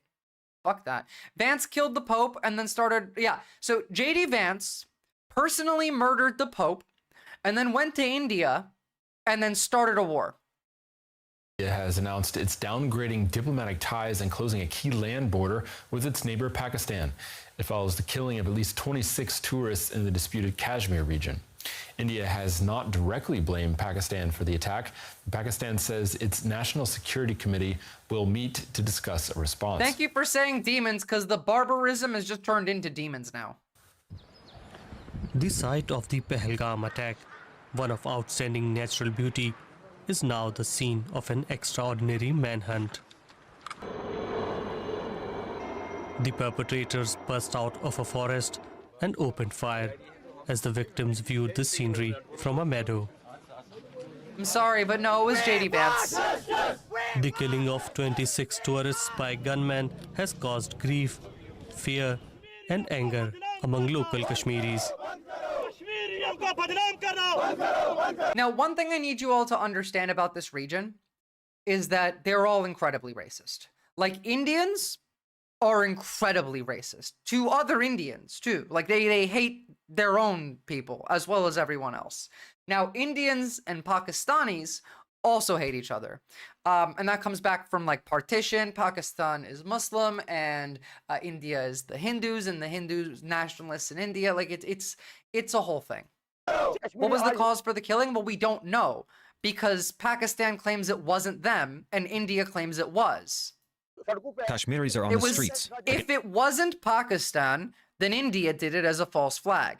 If it was Pakistan, then I don't know why they did it, but... Against the killing of humanity and our guests. We condemn it. I know, this is an extremely tragic and Very heartbreaking funny. incident.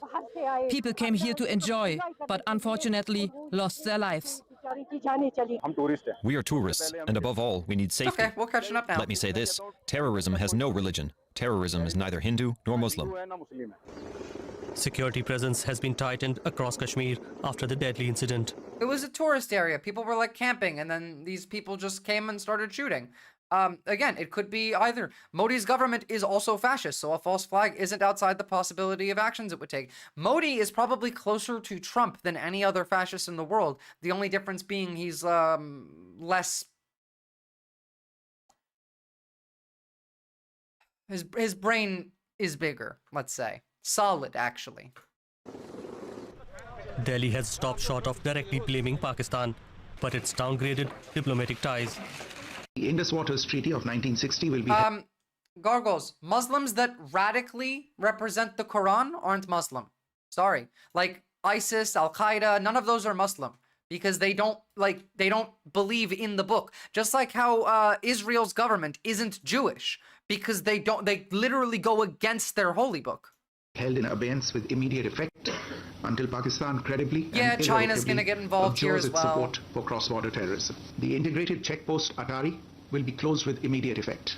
Those who have crossed over with valid endorsements may return through that route before 1 May 2025. Yeah, fundamental Christians, On like the other side evangelicals, of the they're not line Christian. of control, Pakistan's top diplomat announced he's smarter than Trump. Yes, he's more dangerous. That the country's National Security Committee will discuss the response to the Indian measures. Both India and Pakistan claim the disputed region of Kashmir. Violent insurgencies have killed thousands in recent decades. Islamistic becomes Dark Lord serving? What do you mean by that? Again, like, people who believe in any of the Abrahamic religions and are okay with doing anything like this don't believe in those religions.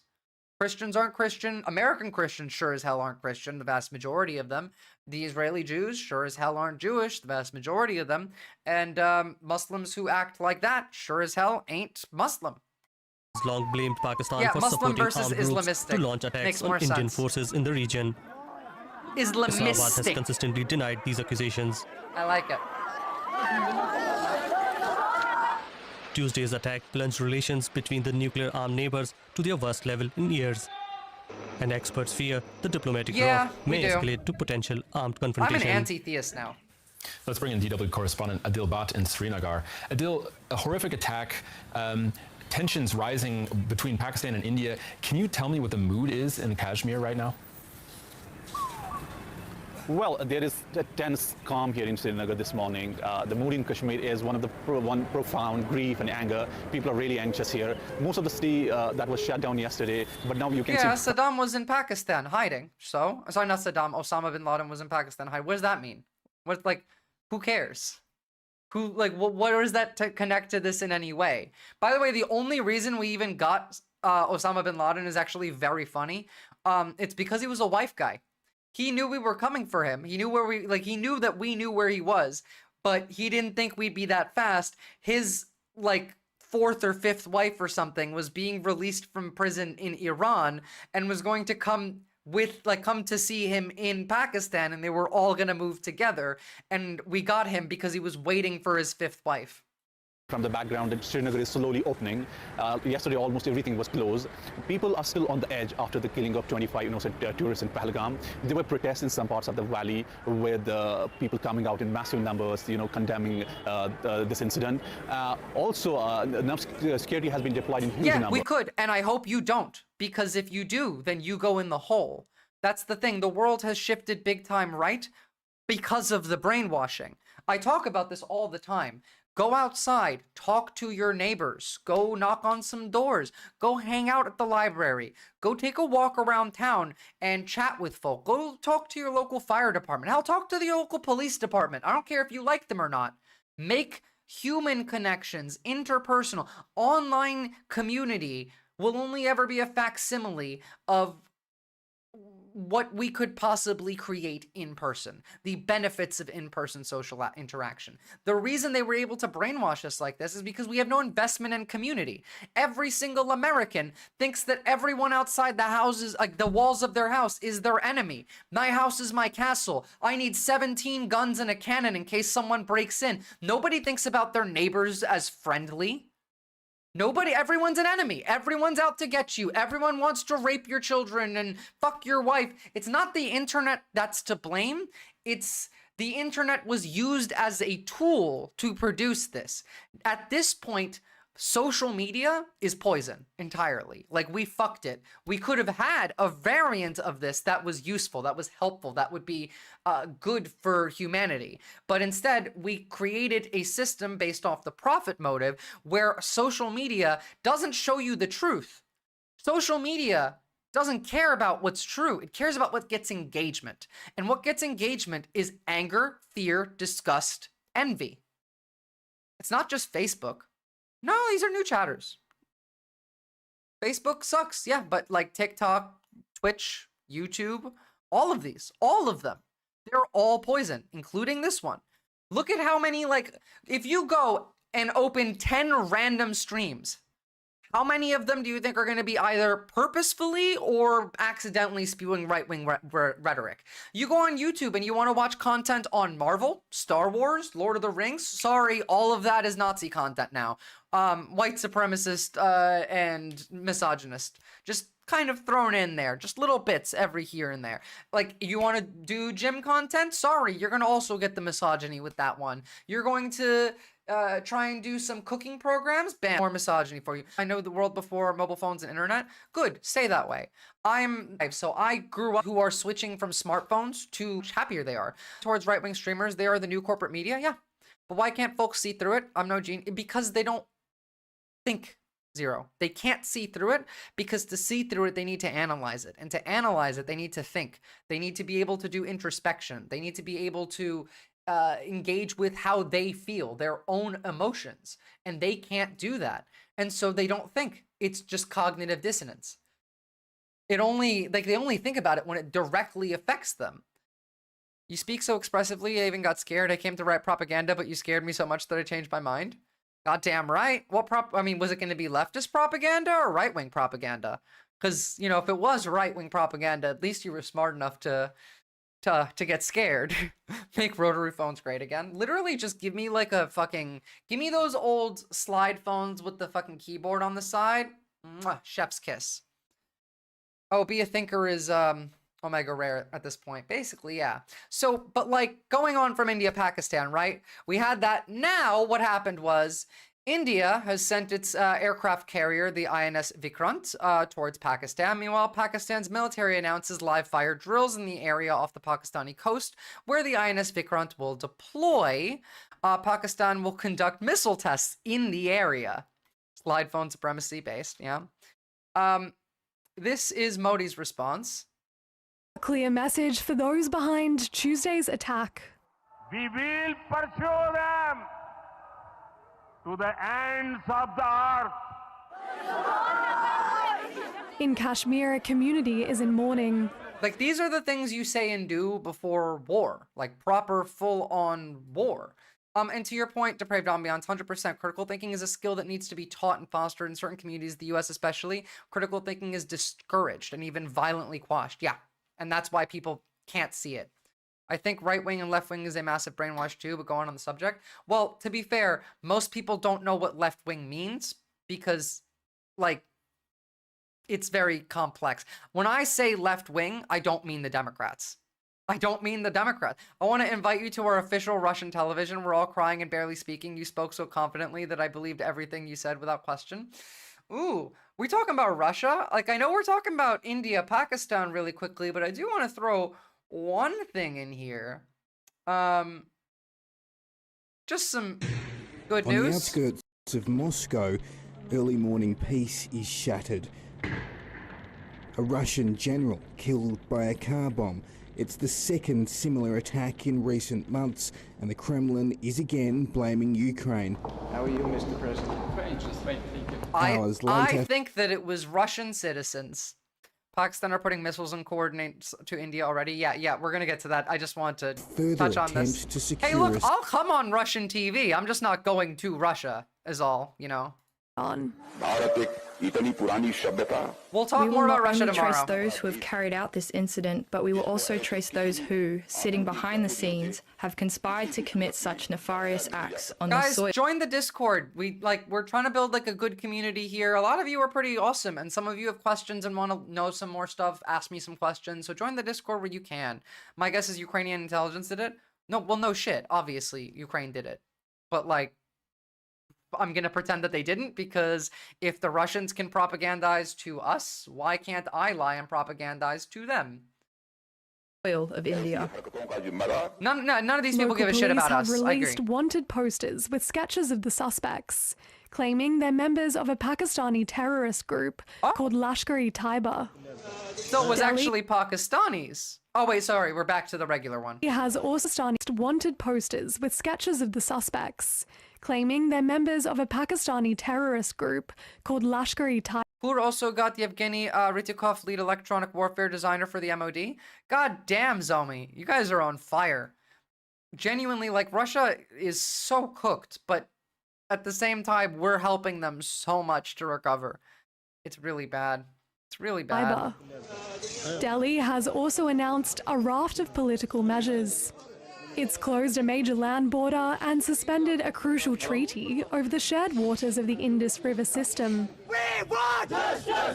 It's demanding its neighbour stop supporting terrorism.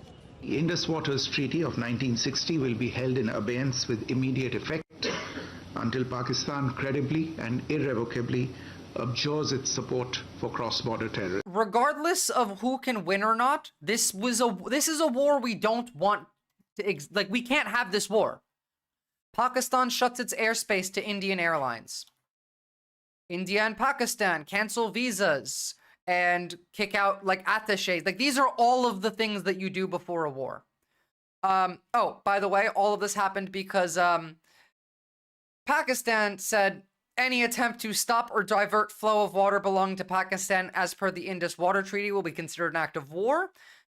And then India cut off the water to Pakistan, which is an act of war. Also, Pakistan suspends all trade with India. I mean, this was them threatening to, but here's what the UN is saying. India's High Commission in Islamabad, after huge protests reached its gates. It's a water war. Pakistan's people and its leaders strongly This might actually be the world's first water war. India's allegations that their country is behind Tuesday's attack in Kashmir. We want to make it clear that there should be no war because the region is an atomic flashpoint. Right now, 3 nuclear powers, Pakistan, India and China, are all here. If war breaks out, more than half the world's population could be wiped out. If the conflict does escalate, it could well... Half the world's population. Out, more than half the world's population could be wiped out. Par for the course, Captain. If the conflict does escalate, it could well be over water supplies. Our one main peaceful demand was that since Pakistan is an agricultural country and its main focus is on agriculture, the Indus Water Treaty, which was signed between the leaders of India and Pakistan, should not be unilaterally suspended. This would be a direct violation of international laws. Yeah, it's just probably not on this scale. I meant like this would be the first big one that would be in the history books. For centuries, even the holy books, water wars considered in final wars. Yeah.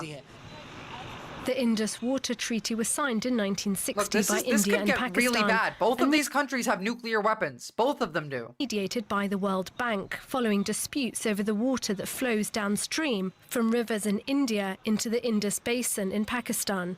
It split the Indus and its tributaries between the two countries. There's so many and so hot-headed, fixed on their beliefs that, like, what he's saying is true. Saying half the planet's population could, like, if these two went into full-scale war, yeah, more than half the planet's population could die. You know, India has more people than China, right? Over 80% of Pakistan's agriculture relies on this river system. India's suspension of Every Dem should be saying this never would have happened if Biden was in office. Indus Water Treaty has infuriated Islamabad.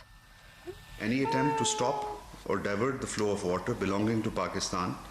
India has 1.48 billion people. As per the Indus Water Treaty, and the usurpation of the rights of lower riparian will be considered as an act of war and responded with full force across the complete spectrum of national power. Experts. India took off the treaty. Nobody can cut off the water. Indus is one of the largest river basins. No, but they are. They're diverting it. To divert all at once had a treaty as in they need to report to each other and how... Yeah, exactly. But they're doing the thing that the treaty was built to prevent. Like, they're literally doing exactly the thing that they made the treaty for, to stop doing. It's doubtful that India's current infrastructure along the rivers and waterways would be able to hold back huge volumes of water from flowing into Pakistan. But they believe they could develop ways to slow down or divert water flow into storage systems without informing Pakistan. Threatening the long-standing water treaty is potentially the most existential threat that India is using as retaliation. India's Prime Minister Narendra Modi promised to hunt down every person responsible for the attack in Kashmir to the ends of the earth. Speaking of dams, you know that like half of Americans want to bomb the Three Gorges dam in China, which would be like both ridiculous and would kill so many people. Now, they've been fighting. Have reportedly exchanged fire along their disputed border in Kashmir for a third night in a row. India has accused Pakistan of... You need to go through a treaty once. It's really complicated. We heard similar things during the Pulma army attack in India 2019 last time. Okay. I don't need you to... If you think that I'm wrong, tell me what I'm wrong about instead of telling me that I'm wrong. It's my biggest pet peeve. Tell me what you think I'm wrong about, because I'm not going to go open the Indus Water Treaty right now and read it. Who's the bad guy? India? The bad guys are the terrorist attack. Yeah, sure. But India is the aggressor towards Pakistan here on the justification that Pakistan attacked them. But also, yes, India is the bad guy. Even if you get attacked, this is not how you deal with an insurgency. So, reporting cross-border terrorism after gunmen shot dead dozens of civilians in Indian-controlled territory. India's doing in Israel. Has denied the claims. Except we also don't know if, like, the attackers were even from Pakistan. Nuclear-armed countries find themselves caught in a dangerous escalation. Travel between India and Pakistan has been halted, except for I know more one than you. religious minority. What do you live in India? Right, Dragstar? Do you live in India? The stands along the Wagah-Attari border are buzzing with patriotism. Yeah, India itself is incredibly divided. We're talking about the Modi regime. When I say India, I'm talking about the government. Watch they go to war and it turns out it was just some random nutters that did it. Well, like it could be. And considering Modi is a fascist, it could just be a false flag, which I'm not saying that it is. I have no evidence to that. Right now, I have no fucking idea who did these things. I mean, you can reach out and see. I'd be down. If this escalates, I'll probably want to talk about it more. Huge crowds regularly turn out for the traditional border closing ceremony between India That and doesn't really Pakistan. mean much. That's circumstantial, But in recent Speedster. days, the ceremonial choreography has changed.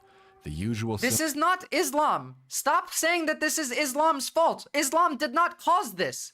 What the fuck are you guys talking about? Where the hell does Islam come into this? Where? Like both Maria and Gargles. You keep mentioning Islam. Where is that coming from? No, that's not true. Indians, even in India, the Hindu Indians still hate each other. They're incredibly racist. Indians are the most racist people on the fucking planet. You can be, like, in the news they showed it. Yeah, the news is lying to you. Don't believe the news. Listen to me and then go check the sources in my living source document. The news is lying. Islam is not the cause of shit. In fact, like, Islam preaches peace. If you read the Quran, it talks about peace, not about war. This is America's fault and Israel's fault. America ruined most of the world for its benefit, be it Gulf countries, Vietnam. Yeah, exactly. This is America's fault. This is corporate imperialism's fault. Symbol of cooperation, a handshake. Yeah, and honestly, like, I blame the British more than anybody here. The British are what caused this. Soldiers is missing, and the gates remain locked.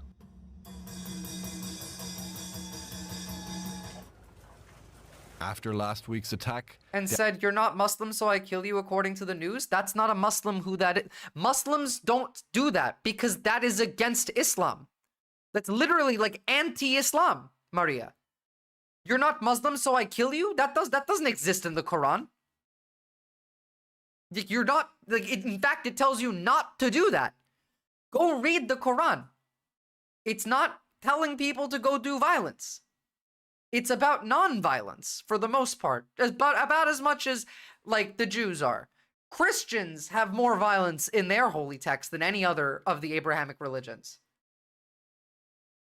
Exact footage of European news? Okay, link it to me. I don't, like, believe them. They're lying. The news often lies. Hell, the news we're watching. I'm watching German news right now. You think they don't lie? I point it out when they lie. Delhi cancelled all visas issued to Pakistanis. Islamabad hit back by doing the same. Yeah, Christians literally think it's okay to beat slaves as long as you don't kill them. Now families with ties on both sides of the border. I have read the Quran. I've also read the Bible and the Torah. I was raised Muslim. I'm not Muslim. My parents are. You think you know more about religion than I do? I was the type of person that walked around and argued with preachers for fun. Yeah, Indian victims' testimony, as if I have any reason to believe that. Are being torn apart. How would they know? They were getting shot at. I only have one problem. My wife and our son had gone to meet her mother in Pakistan. How would they have, like, testimony old. from a person who's getting shot at and escaping is not good evidence. That wouldn't hold up in a court. How can they send him without his mother? He's an Indian passport holder. They didn't, like, she has a the fact that Pakistani you said passport, that, that's so she not won't true. be allowed back in. But Pakistan has exempted one group from the reciprocal travel ban. You want to know how thoughts are shaped? Thoughts are shaped based on your emotions, which then cause the perception of your reality to change according to your emotions, and then those changes in your perception then lead to your actions. I am liking these new active chatters. You guys are based. Again, join the Discord. This is fun. Today will be a short stream. I will be back later and do a longer one either tonight or tomorrow. Pilgrims. Most of the religious minority lives in India, but they have many religious sites in Pakistan. This group is hopeful that the tensions between both countries will subside. Small fights and disputes happen in every home. A photo of a girl standing over her shop fiance, that's not evidence of Islam being responsible. Again, that's not evidence. All of these are circumstantial and also have no ties to Islam aside from the one that you said of the guy who said, "You're not Muslim, so I kill you," which is a non-Muslim thing to do. So India and Pakistan are our homes. okay, good. I asked you if you lived in India. Good. Now that I know you live in India, now I know that you have no idea how things work because your media is worse than American propaganda media. Your election was more influenced by AI than any other election in the world this time around so far. So let's solve these problems together. Nothing is more important than humanity. These are small issues. Let's sit together and find solutions. Back on the border, where armed soldiers stand guard, stranded travelers are also hoping for peace. I'm glad you're doing critical analysis on like what you hear though. Let's cross over to our correspondent Adil Bhatt in Srinagar in Indian Go points in administered about an hour. Jammu Kashmir. They have elections in India? Yes, they do. They had one last year. Sporadic exchanges of fire between India and Pakistan since the attack. Where's this all headed? So yes, these cross-border firings are only small arm engagements till now. So no casualties have been reported in the gun battle along the border. And also, according to the Indian officials, they have responded that these unprovoked firing from Pakistan troops. This is seen as by India as a violation of a ceasefire. Yeah, this is incredibly complex. Like we don't really have a full understanding of what's happening here or what might happen. Line of control. It's a boundary that separates Indian Kashmir from. You say the world's largest democracy, but like democracy. Pakistan administered Kashmir.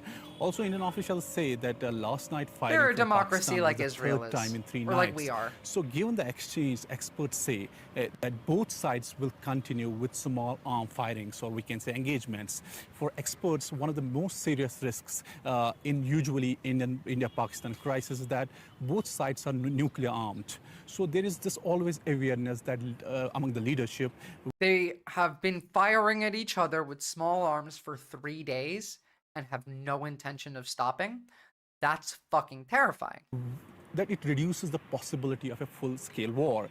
But also these exchanges at the border will continue at a lower level. Some say it could be in the form of limited airstrikes. So we spoke with one of the experts. He said that there is a possibility that in the coming weeks, or it could be in days, that there is a possibility of a similar kind of an attack, surgical strike that India carried out in 2019. What says water should be portioned and should be a luxury, not necessary? Well, no one does.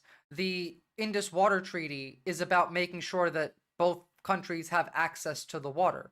So cutting off the Indus Water Treaty is cutting off water to Pakistan, which is an act of war, which is what they said. But why isn't India focused on infrastructure decreasing? Like, because right now they're a fascist, and you need, as a fascist government, to manufacture like outrage to keep your base going. I think WHO or something? You think that the WHO did this terrorist attack for what reason? When Pulwama attack happened. So apart from that, border firings, Pakistan Prime Minister said, and he called for a neutral investigation into the Pahalgam attack. And the Pakistan You know who does say that water is a luxury? The CEO of Nestle, who's now working for the US government. It said that it was willing to cooperate and favor peace or war.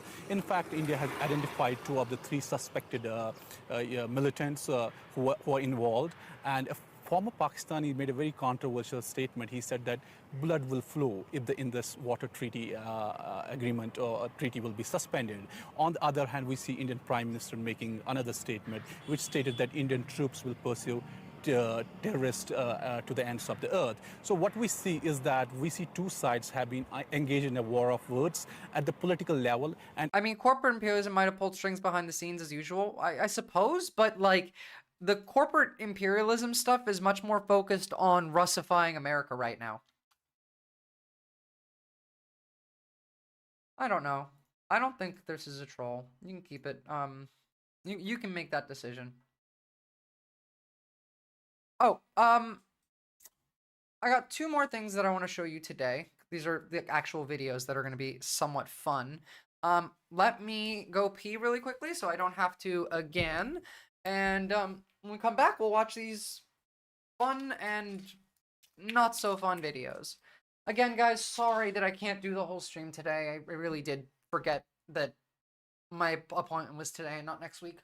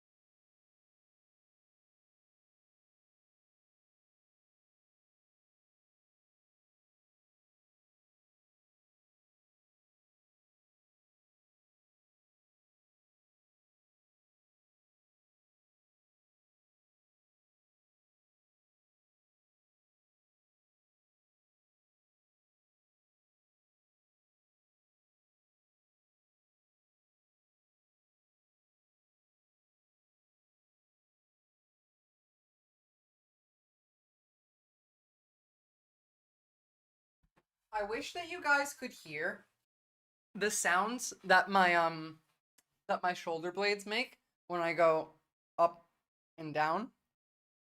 I not that long ago, a couple months ago, New Year's actually, I was at a party and there was a physio there, and like I said that, and he was like, can you just like do that and let me put my hand on there?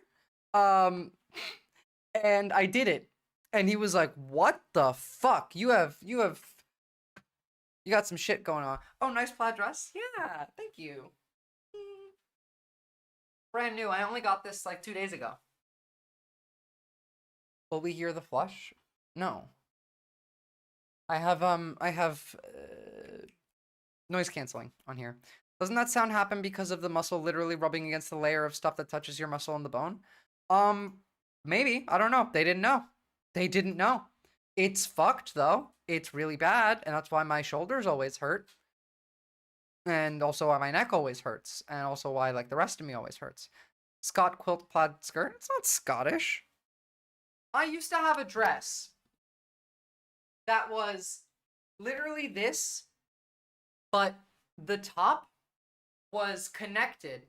And it was, like, it was a dress. It wasn't a skirt. It was the bottom, and it was just on top of that was a black long sleeve top, and I used to wear it all the time, but it was my ex's, and she didn't fit it, and then she lost weight, and then when we broke up, she was like, I want it back, and I was like, okay, you can have it. Cat piss can confirm Visora's body is fucked. Girl, I need a massage. Oh, I'm getting one today at the very least. Medicine doesn't even know where to start with her. I don't know where to start with me.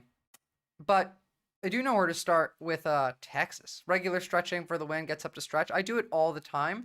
Also, resistance bands are really good. Resistance bands are good for like home exercise, but they're also really good for stretching. They're good for stretching your neck. They had to nerf you too powerful otherwise. Yeah, I guess so. Guess so. So, speaking of too powerful, Texas. Nothing more Texan than Friday Night Lights. That's the heartbeat of our community, is our public schools.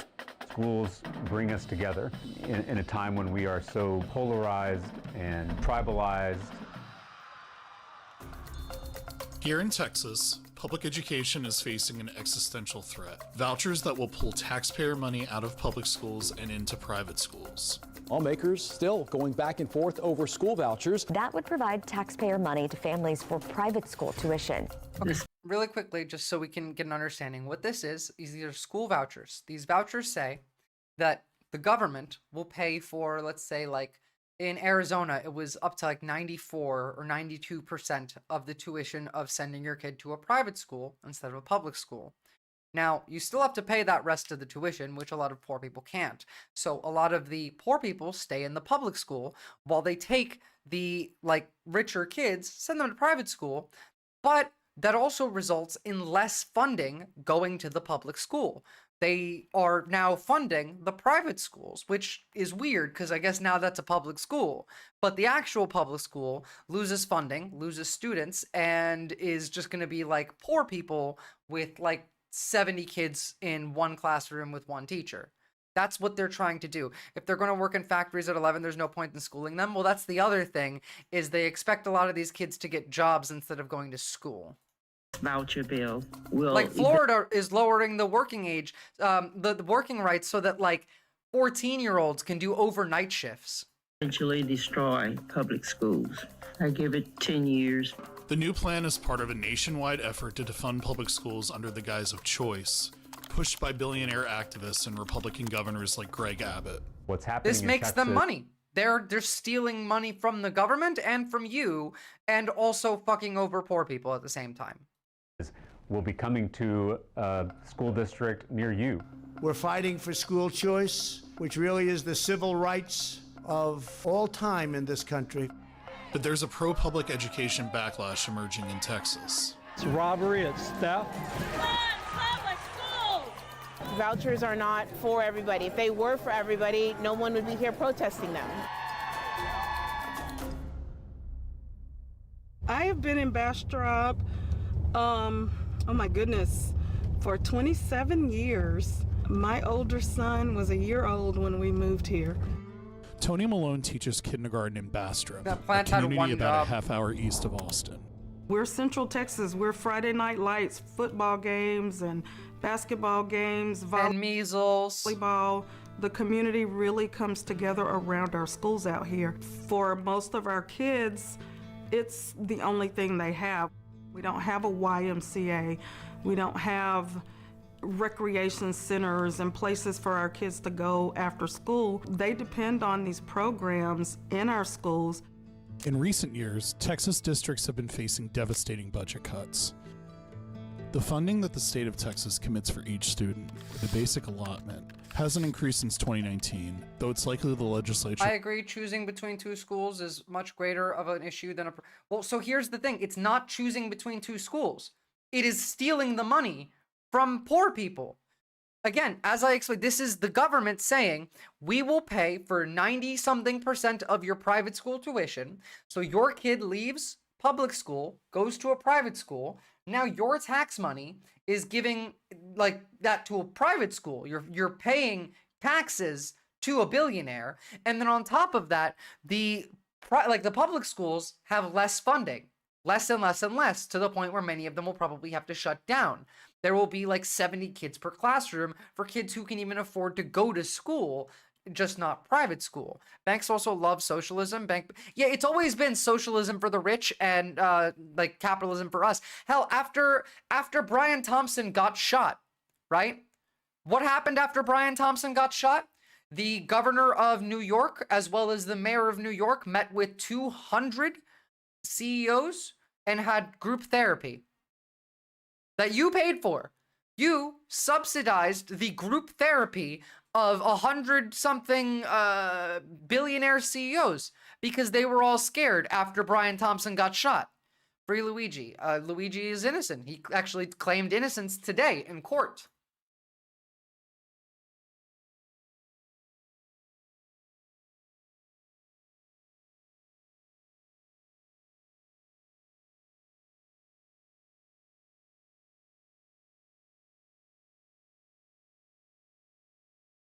Oh, sorry, I didn't realize I had Even that. if they already send their kids to private schools. Vouchers take money that could go to public schools and give that money to unaccountable The private schools are almost always statistically worse than public schools. Like 9 out of 10 private schools are worse than public schools because most of them function as either indoctrination centers or just a way to siphon wealth. Schools for the wealthy few. School districts will get less money if they have lower enrollment. In the first year alone, What Texas schools could lose murder? $250 million as a result of vouchers, and the program could cost taxpayers more than $10 billion by 2030. It's part of the reason voters and even lawmakers have rejected vouchers over and over again. Privatization never serves the social good. This is evil. This is demon shit, guys. This is demonic shit. White-only private schools. What? Public's first voucher scam was a deliberate attempt to resegregate public schools to Remember, by the way, we looked at that woke university scam the other day too? allow The anti-woke, parents rather. to take their kids out of newly integrated public schools and send them to white-only private schools. Vouchers have been brought up every decade since 1957, and every time they've been brought up here in Texas, they've failed because Texans on both sides of the aisle have... And now we have the wrestling lady as the person who's in charge. Again, that's the outcome, by the way, they want. They want to segregate these schools. They want to make it white-only schools. They've added election fraud 2020 to the curriculum in Oklahoma without even having voucher programs in place yet. Oklahoma's also trying to make it so to graduate, you have to you either have to join the military if you can't afford a trade school or college. I made a whole video on that. You should go check it out on YouTube, and also go and drop a like on the stream because that really helps. But like, yeah, no, like they're trying to make it so you can't even graduate high school if you can't afford to go to college or a trade school immediately after. They want it so to get a degree, you have to join the military. So if 9 out of 10 private schools are worse than public school equivalent, then all you need to do is send your kid to a better private school. Simple. Or how about we just make private schools illegal and fund public schools properly? I would like that. That sounds like a better idea. Rejected these proposals. Yeah, we need to redo the school system from the bottom up. We need to redo everything from the bottom up. I'm telling you, we need a new constitution. We need new laws. We need protections. We need to change systems. We need a left Project 2025. We need our Project 2025. The current governor, Greg Abbott, has made vouchers the top priority of his administration. But until this year, Republicans from rural areas have joined with Democrats to defeat them.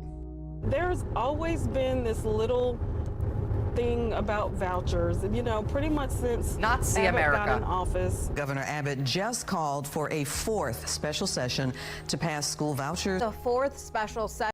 Probably. Xbox fixed.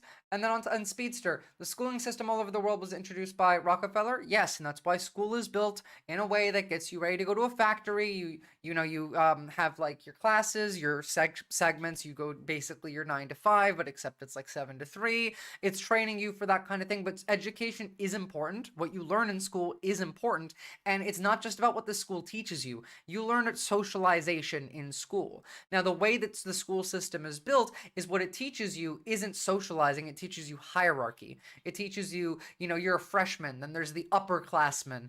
It teaches you capitalist hierarchy. I never said that education was bad. Yeah, no. We're all a little touchy because sometimes trolls come in here and say some dumb shit, so like we try and specify.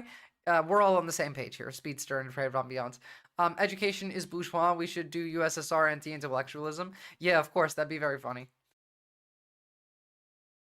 Session in Austin came to a close, and still with no deal on school vouchers. He had to say that. Greg Abbott has it doesn't put all matter. his chips on this one issue. It doesn't matter He's anymore. Invested millions of dollars. There's nothing we can. We know we just sent more weapons to Israel, right?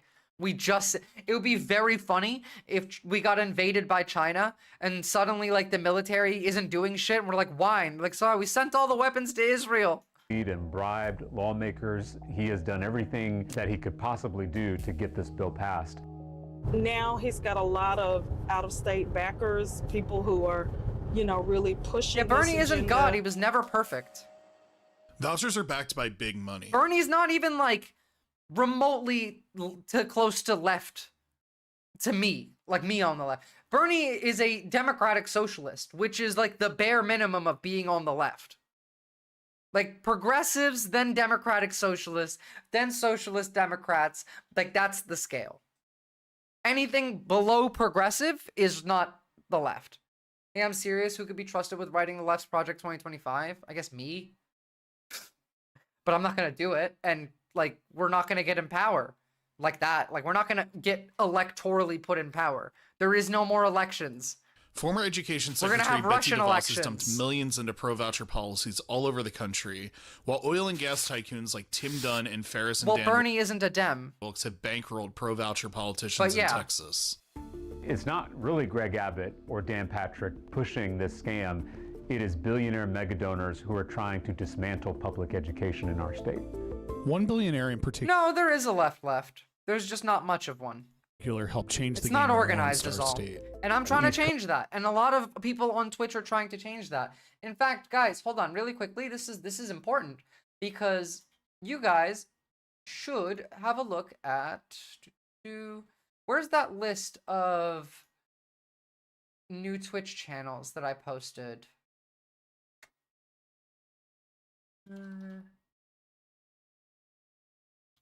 One second. Here we go.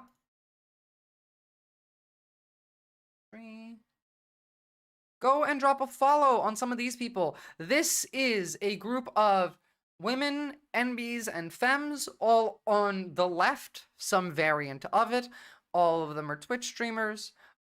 It's an excellent effort to build the community and build a left-wing media apparatus, because the only way that we're ever going to get anywhere is to flood the zone with our media. Igijala Grim Reaper, I hope you have a lovely sleep, and I will see you tomorrow. Coast billionaire named Jeff Yass, who gave Greg Abbott the single largest donation in Texas history. Jeff Yass is this guy. The left came up with this idea of income inequality. It's like, what are you talking about? Jeff Yass gave Greg Abbott $12 million in total what are you talking year what's to income get this inequality voucher scam passed. In the end, nearly a dozen pro-voucher candidates endorsed by Abbott won their primaries. Abbott and his allies have pitched the plan as a way to help low-income students the most. The wealthiest of wealthy are not the school choice recipients being served. It is very, very fair, Story Girl, but I do like seeing you in chat. You're always a great contributor. Income vulnerable and special needs related students. But you should be studying. But under the voucher plan, up to 20% of the spots in the program in the first year would be available to anyone, even the world's richest. Arizona did this. And you can take a map of Arizona household income yearly. Lay that. Then you can take a map of people in Arizona who took these state vouchers and sent their kids to private school and layer that on top of that map. And it's 1-to-1. The rich people took the vouchers, the poor people didn't. Rich people got, to go to a different school. The government took their money from the public school and gave it to the private school. Actually, I should be going to visit mom at the care facility she's at, study later. Well, fair enough. You should do that. Truly awful people. They're not people. Zero. I say this over and over again. These are human beings, but they're not people. Because being a person requires having a soul. And I don't believe in religion, so I don't mean like a metaphysical soul. I mean like the ability to relate to other humans. I mean literally just empathy. You need empathy, or you're not a person. They are zombies for the broad, MAGA movement on the ground. There are ghouls for the louder MAGAs. There are liches, people on television, people like Caroline Levitt, people like Matt Walsh. These spawn the ghouls and the zombies. And then we have the demons above them. And the demons above them are the ones that are organizing all of this. And working with the demons on the side are the vampires, who are the corpos. Corporations are vampires. Jajex, if your sister is a zombie, you should be careful because, zombieism is infectious.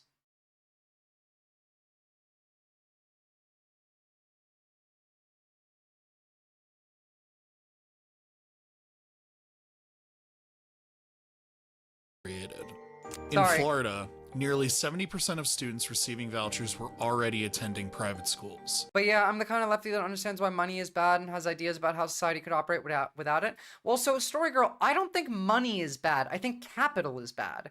You can have money without capital. You know what I mean? Like, the difference between money and capital is that capital is either money or ownership of something that produces wealth. It's ownership of the means of production.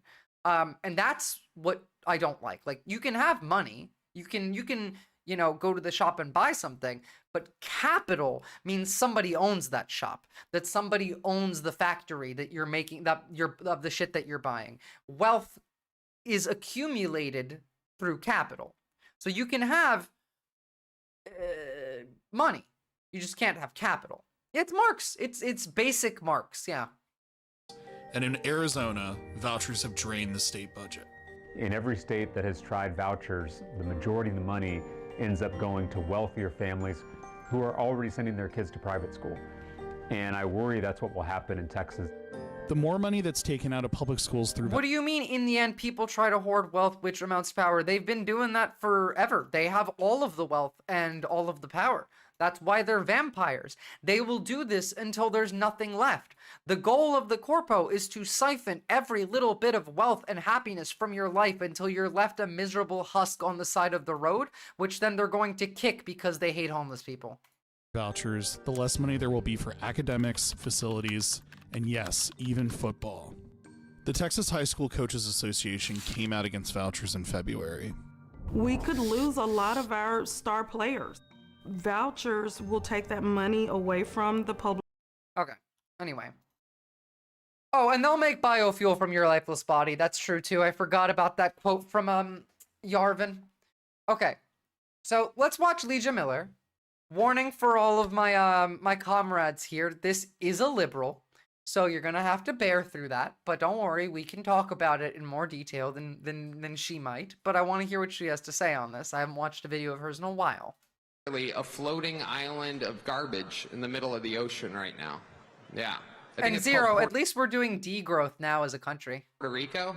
Out of character for me to speak at a Nazi rally. I was just in Israel, but I took the gig. As the first Samoan, Malaysian, low IQ, former California prosecutor ever to be elected president, it was just a groundswell of popular support. One more week, y'all.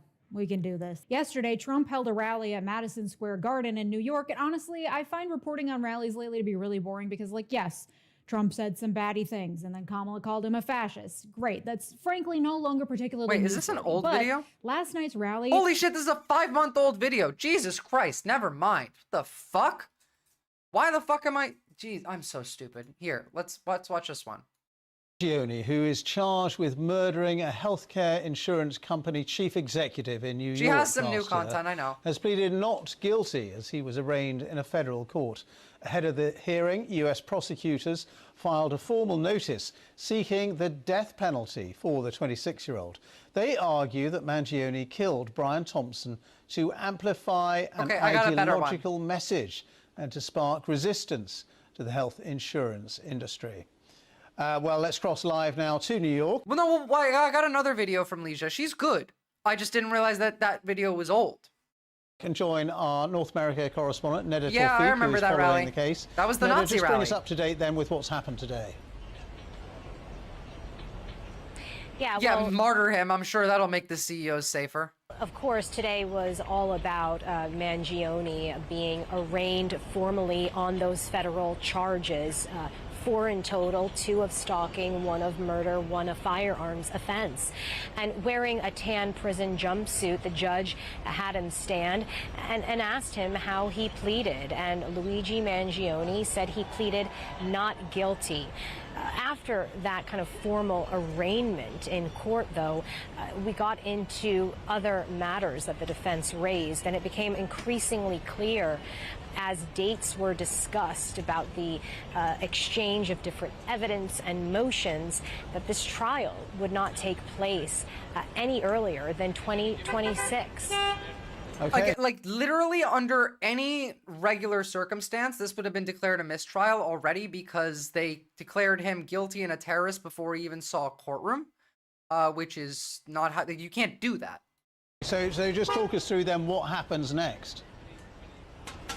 I'm gay as fuck, and Luigi's handsome. Well, one of the big issues that came up was surrounding the death penalty, because remember, earlier this month, the Attorney General Pam Bondi put out a press release. They make him look like he's Captain America, Erratic Cookie. They have him so tied up with so many... It's like he's gonna break the cuffs, grab someone's, like, baton, and, like, spam it all around the room, just throw it at a wall, bang, bang, bang, bang, bang. Like, they make him look like he's Captain America. Well, he said he didn't do it. He has said he pled not guilty. And there's no evidence that he did do it. And it also should be a mistrial because they declared that he did it and that he was guilty before he ever saw court, which would be a mistrial. saying that she had directed prosecutors to seek the death penalty. Yeah, no, actually, he won't. the day Long like before Homo this sapien. court date here, prosecutors formally filed. Luigi Mangione is the man who allegedly shot and killed Brian Thompson, the United Healthcare CEO, which we don't have evidence. What murder? Like, this is a good guy. That they would seek the death penalty, and the defense wants that to be prevented. They say that Pam Bondi has made statements. He was the best guy around. He was the best guy around. What about the people he murdered? What murder? That didn't even suggest. Hey, look, I've said it before. Luigi Mangione could not have done it because Luigi Mangione was in Australia hanging out with me the day that Brian Thompson got shot. I'm sorry. That Luigi Mangione was presumed innocent until found guilty, and that had indelibly prejudiced his right to a fair trial. And so the judge gave the defense until a little bit later in June to file motions to make arguments for why. Except the judges have no power anymore, Story Girl. That's the issue, right? Because we're arresting judges now. And so if the executive says, no, he gets the death penalty, they're going to give him the death penalty, which, like, based on their desires is not what they want. Giving him the death penalty will only make things worse for them. I mean, I don't want him to die, but I do know that if they do give him the death penalty, it will end up worse for them. Of course I'd say that. Well, yeah, me. The death penalty shouldn't be allowed in this case. So on one end, the defense wants to prevent the death penalty, but on the other hand, they also argue today that they want the federal case to happen before the state case. That's That would be a insane. reversal from what we understood would happen, and they simply said that because What's up, capital Taylor? punishment is on the table Taylor and now, Ryder. they want this federal case to take precedent. So what we heard, Ben, was that this is all... This is all illegal from start to finish. Like, everything about this case is illegal. Everything about this case is 100% illegal. It's ridiculous. Why do I keep getting banned for asking Mod the question? What was the question? You should ask me the question. At me and ask me the question. What's the question that you got banned for? I'll tell you why you got banned. I promise I won't ban you for asking again. Ask me the question. If you're on a jury, you can say that you find the defendant guilty, but you want them to go free. I'm not 100% sure, but I think it might be true. No, you can't do that. It's guilty or not guilty. Now, you can say guilty, but, like, we advise leniency if the jury agrees to it, but, like, Did Sirhan do it? Who the hell is Sirhan? No, he's not asking to be made a mod. He's asking why mods keep banning him, and I'm wondering, like, for asking a question. I'm wondering what the question was that got him banned.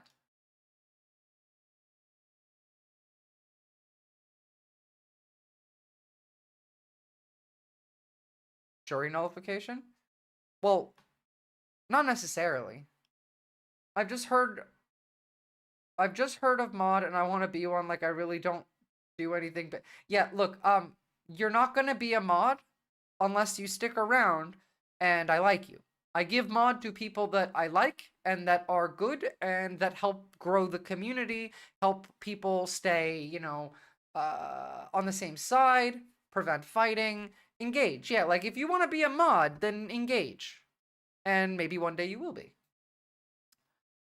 Going to look, on this topic, again, all of this is evil, illegal, demonic bullshit.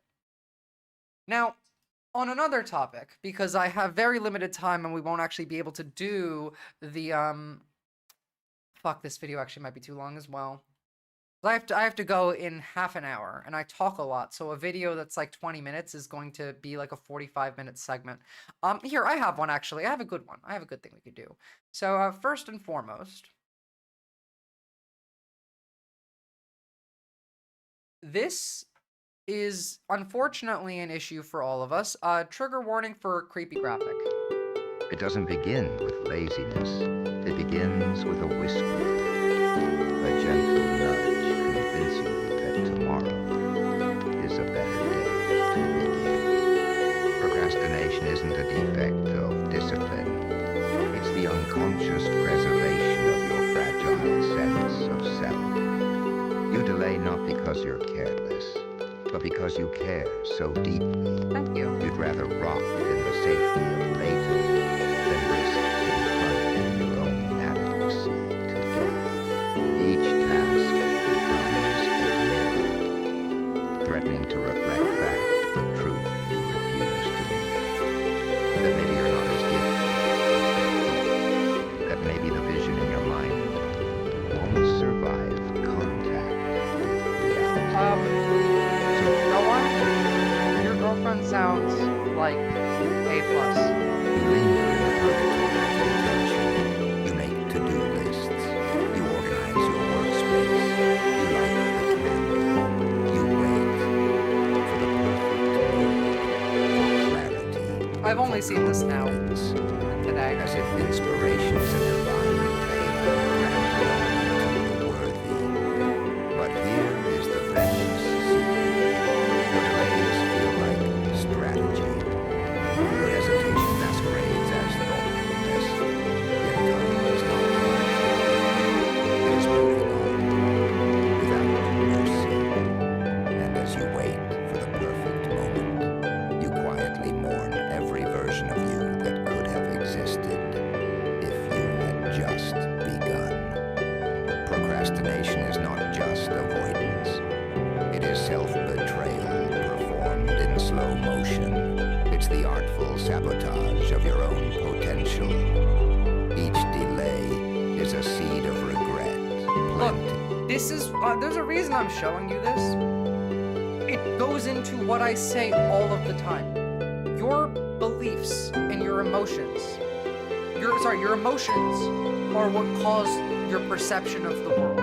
Your perception of the world then leads to your beliefs about the world, which then leads to your actions.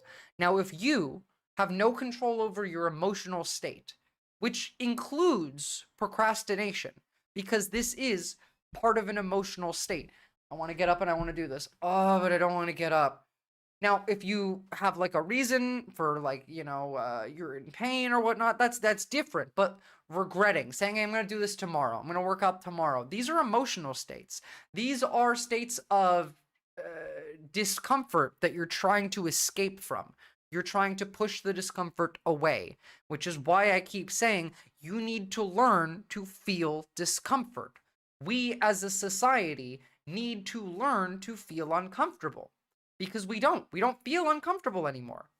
Social media is a powerful tool, but it's a double-edged sword.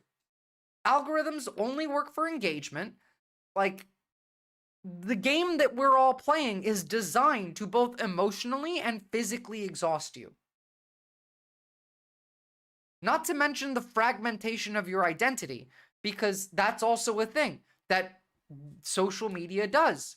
You're a revolutionary on Twitter, you're a sage on Instagram, you're anxious on Tumblr, like, whatever. Your emotions are how they control you, because you can't control your own emotions. Drugs work for a while. The thing is, this is a drug. This is a drug. Every time you swipe on your phone, you're doing drugs. You know when you're swiping on TikTok, you're just loading your brain with dopamine, not even like for a good video. In fact, you get more dopamine waiting for the good video than you get from getting the good video. The good video actually gives you less. So you're addicted to scrolling because that's where that comes from. This is a poison pill. I want all smartphones banned, to be honest. I'd prefer if we just threw them all into the ocean or the sun rather. But I'd settle for just 25 as a hard minimum to be able to get a smartphone. In the fertile soil of fear. What you fear is not the work. It's the exposure. The nakedness of trying, of caring, of showing your soul. Valid. CF in Japan. Crack is a good way to get dopamine. But here's the harsh redemption. Not a healthy way. Every masterpiece was but it'll do it. a mess. Every finished thing once looked like failure in progress. The thing is, like, yeah, the iPad generation of kids, they're fucked. They are fucked. If like the parents who give their kids an iPad instead of, I don't know, like talking to them, it's fucked. It's insane. You know, there's restaurants now that have like the restaurant iPad that you can give to kids to use while you're like waiting for your food?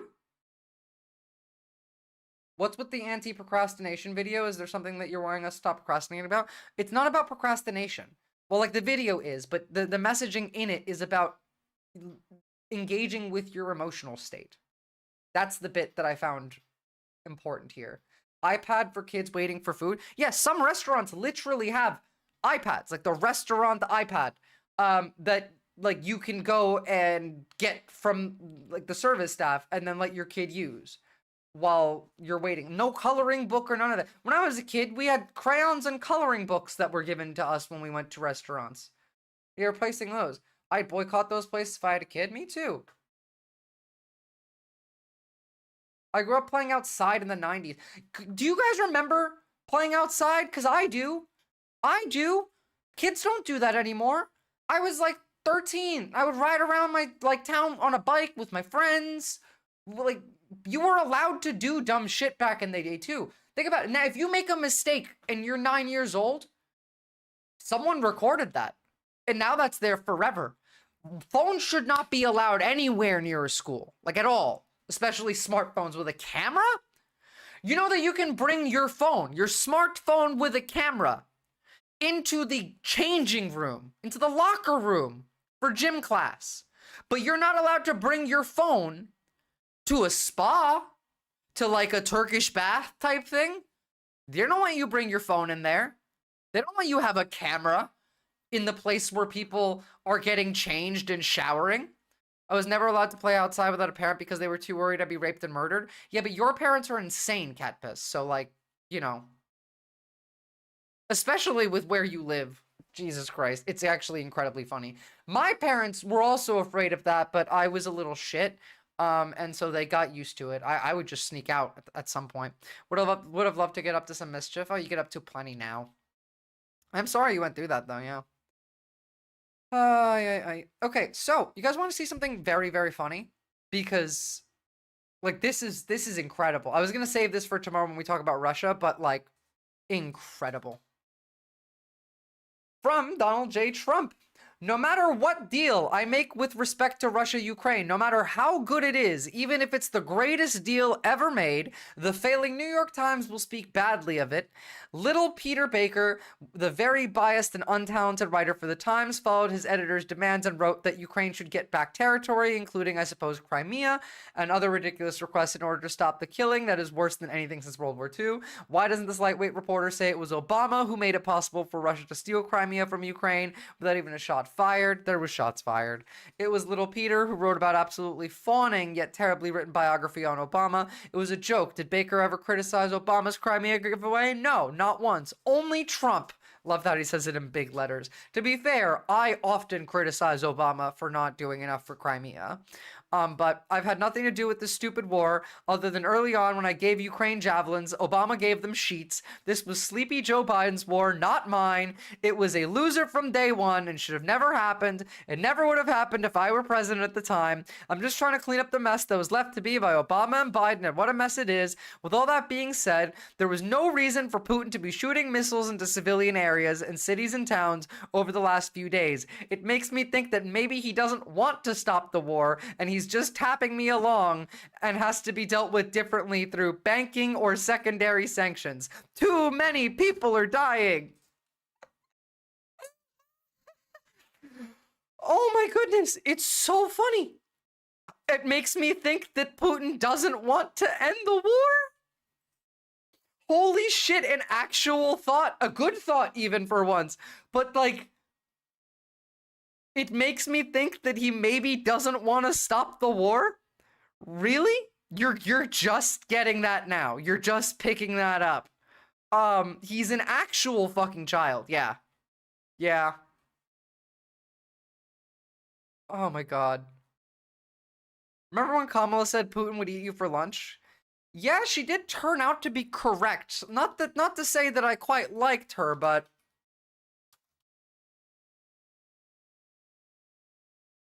also, you know who else was, wildly correct? Hillary Clinton. Another, you know, demon. Hold on. These are fun videos to watch. Again, I don't like either of these people, but 1,800. Oh, and NATO can just remove America from the equation. 1,800 nuclear warheads, and she's playing chicken. Look, Putin, from everything I see, has no respect for this person. Well, that's because he'd rather have a puppet as president of the United States. No puppet. And it's pretty clear. You're the puppet. It's pretty clear you won't admit No, you're that the the puppet. Russians. No, he is the enemy. America is the enemy, Zero. America is Europe's enemy. Take that in and talk to whatever country you live in and the leaders there. We are the enemy. We would invade Europe. I'm not fucking around. Engaged. Well, that's because he'd rather have a puppet as president of the United States. Her husband was an Epstein bestie. I don't know how much she actually liked Epstein, but probably quite a bit as well.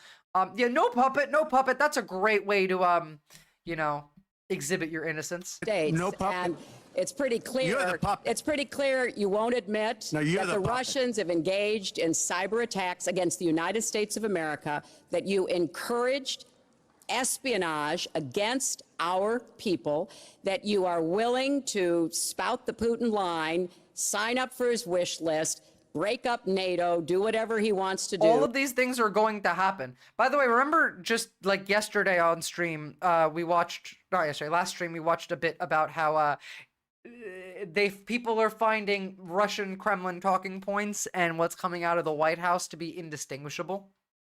And that you continue to get help from him because he has a very clear favorite in this race. So I think that this is such an unprecedented situation. We've never America is allied with Russia and also probably China. had a foreign government She's trying JD to Vance. interfere in our election. We have 17. I'm telling you, JD Vance is just Hillary Clinton in a skin suit. It's true. This is objectively true. Find me anything that says JD Vance is not Hillary Clinton in a skin suit. 17 intelligence agencies, civilian and military, who have all concluded that these espionage attacks, these cyber attacks, come from the highest levels of the Kremlin, and they are designed to influence our election. I find that deeply disturbing. Exactly. Exactly. I have evidence. No, you don't. Kamala Harris. Let's have a good debate. See, have fun. Thank you. Wait, is this the actual section? Because if it's not, I'm going to be pissed. There. She has a plan to, as I read, where she was, they're eating the pets of the people that live there. Okay, that wasn't the right clip, but I spelled Putin wrong. Whatever. I want to get the war settled. I know Zelensky very well, and I know Putin very well. I have a good relationship, and they respect your president. Okay, Yeah, they we're a respect Chinese me. They ally. don't respect Biden. How would you respect him? For now. Why? We're a Chinese ally for now, but China's going to take over, like, the hegemon shit. America's dropping it, and China's going to be the new America. For what reason? He hasn't even made a phone call in 2 years to Putin. Hasn't spoken to anybody. They don't even try and get it. That you're is right. a war that's dying to be settled. I will get it settled before I even become president. If I win, when I'm president-elect, and what I'll do is I'll speak to one, I'll speak to the other, I'll get them together. That war would have never happened. And in fact, when I saw Putin after I left, unfortunately left because our country has gone to hell. But after I left, when I saw him building up soldiers, he did it after I left, I said, oh, he must be negotiating. It must be a good, strong point of negotiation. Well, it wasn't, because Biden had no idea how to talk to him. He had no idea how to stop it. And now you have millions of people dead, and it's only getting worse, and it could lead to World War III. Ukraine stands as an independent and free country. If Donald Trump were president, Putin would be sitting in Kyiv right now. And her facial expressions are mine when I debate. I've watched like one of my own debates and I look at them, I'm like, oh shit, I look like Kamala Harris during this debate. understand what that would mean, because Putin's agenda is not just about Ukraine. Understand why the European allies and our NATO allies are... Because, Zero, Americans and most of Europe now is built on a foundation of do not think. Do not think. Just listen. Just listen, don't think. Believe what you see. Don't question. They literally say, like I've covered on this stream, people saying if Donald Trump didn't say it, it's a lie. Literally, like they don't believe in reality. It's anti-intellectualism to its extreme. We don't share a reality with these people. We're so thankful that you are no Trump's longer brain is president. soup. And that He's soup. He doesn't make any decisions. The importance of the greatest military alliance the world has ever known, which is NATO, and what we have done to preserve the ability of Zelensky and the Ukrainians to fight for their independence. Otherwise, Putin would be sitting in Kyiv with his eyes on the rest of Europe, starting with Poland. And why don't you tell the 800...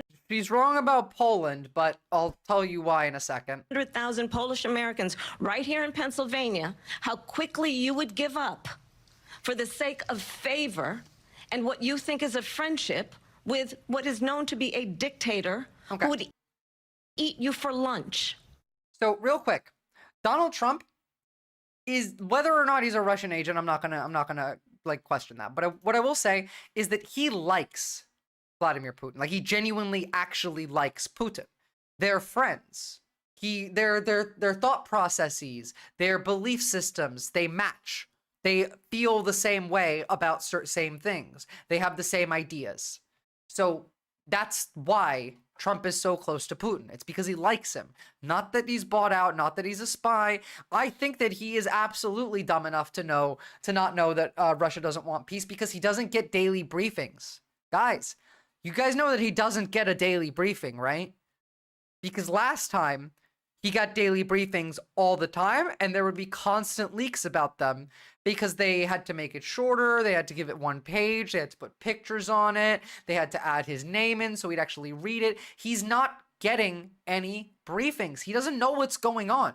He knows what he sees on Fox News or what like people tell him. That's it. That's all he knows. Putin is a lot smarter than him. He's not a smart man. He's also like, his brain is soup. Look, here's what Russia's going to do if they try and invade Europe. This would be their plan. Kamala said Poland. They would go through Latvia. They would try and take Rezekne.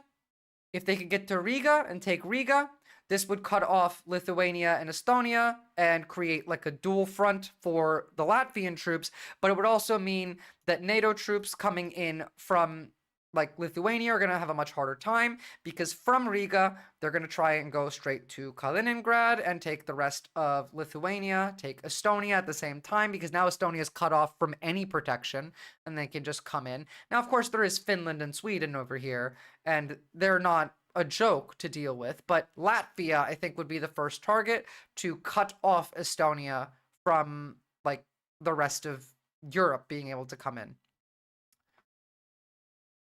That would be the battle plan, is Rezekne to Riga.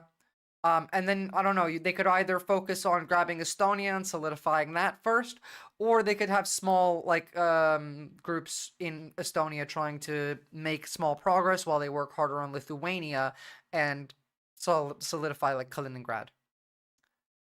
That would be the plan. Now, Russia right now is not anywhere near strong enough to do this. Russia is fucked. Russia's been losing. Russia's been getting their ass handed to them over and over and over and over again. It'll take them a few years to restock their army. So that requires a ceasefire. The reason that Putin also doesn't want a ceasefire is because he needs the war to retain power. We're not going to watch this whole thing today, but I want to watch it tomorrow, but I want to show you some of it because this shit's insane. So if you're new here and you haven't heard me talk about Kherson, there is drone units from the Russians in Kherson who are new, and they are sent here to train using the drones on civilians before they're sent to a main front. Ukraine never should have given up their nukes. Yeah, the Budapest Memorandum was entirely ignored. So here we got Russian drones just like killing random people as practice. Place where science fiction You're right. meets Mad North Max. Korea's were helping Russia, then they got their ass kicked and headed back, and now there's Chinese like legionnaires there, not like the Chinese military, but China is also helping them.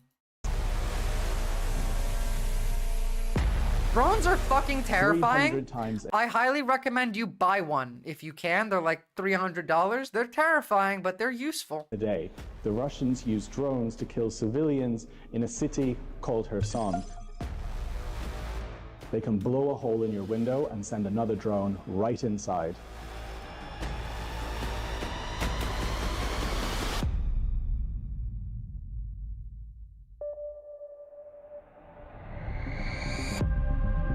Well, the thing is, a ceasefire that is like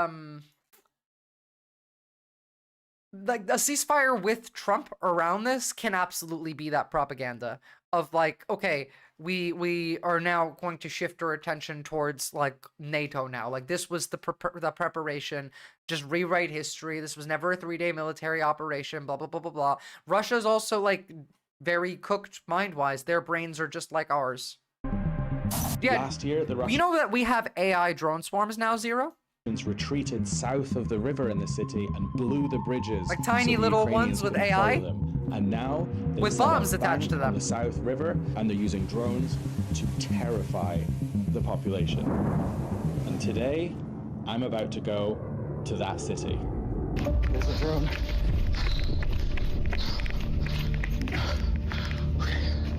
I'm under some trees. There was some gunfire. Drone hovering. There was someone shouting to me from the top window, pointing. Someone stay under this tree until it comes down. This is crazy. I basically had to jump between trees. This happened immediately when he got here because he didn't have a Ukrainian SIM card, apparently. His phone was bouncing off a tower that was in Russian territory, so they tracked him and they saw that he had, you know, a non-Ukrainian SIM card, and so they tried to kill him. Right, I'm gonna make a run for it.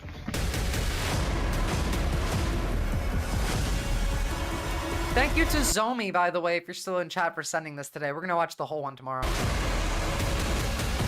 I just want a little sneak peek because I gotta go in 5 minutes.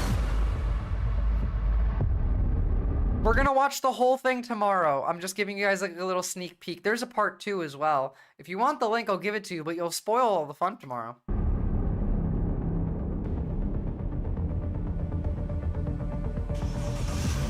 We're just gonna go to the 5-minute mark.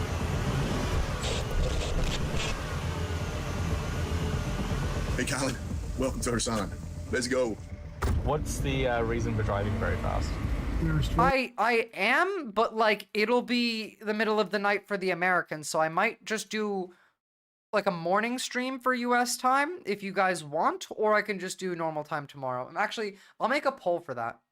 In the sky, and every single day they drop grenades on people. So we're in what's called the red zone, which is a zone the Russians unilaterally declared where every civilian vehicle is a legitimate military target. It'll be past midnight because there's an hour between my massage and my cryo. It's gonna be either early morning US or regular time. So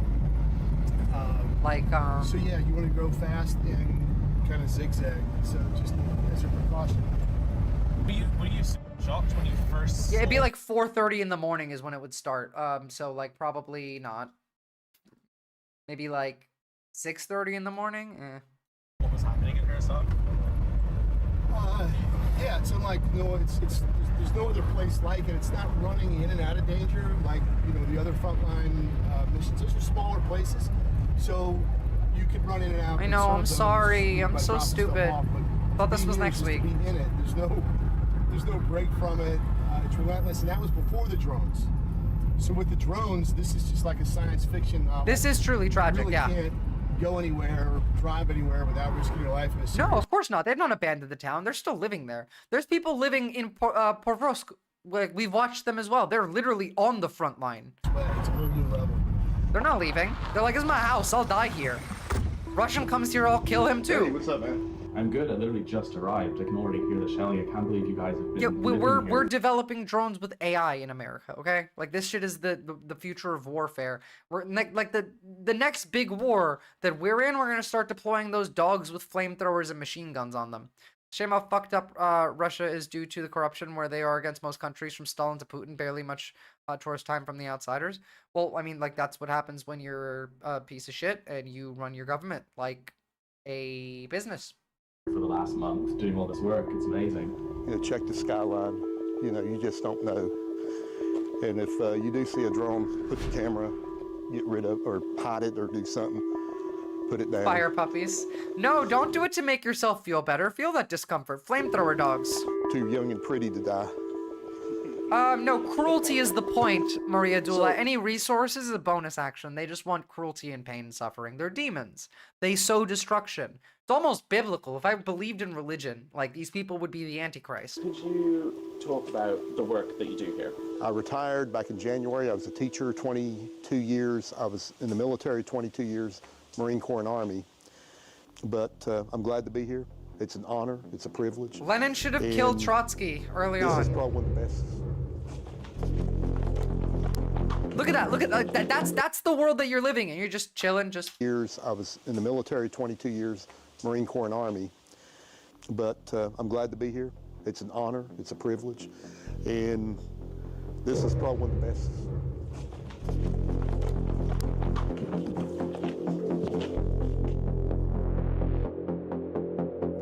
It's sinister to know that the drone might be controlled by a person hundreds of miles away.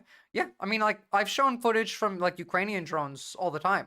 I'd say we're already in hell. Jajex, they're never gonna call the train to take us to the bad place, because this is the bad place.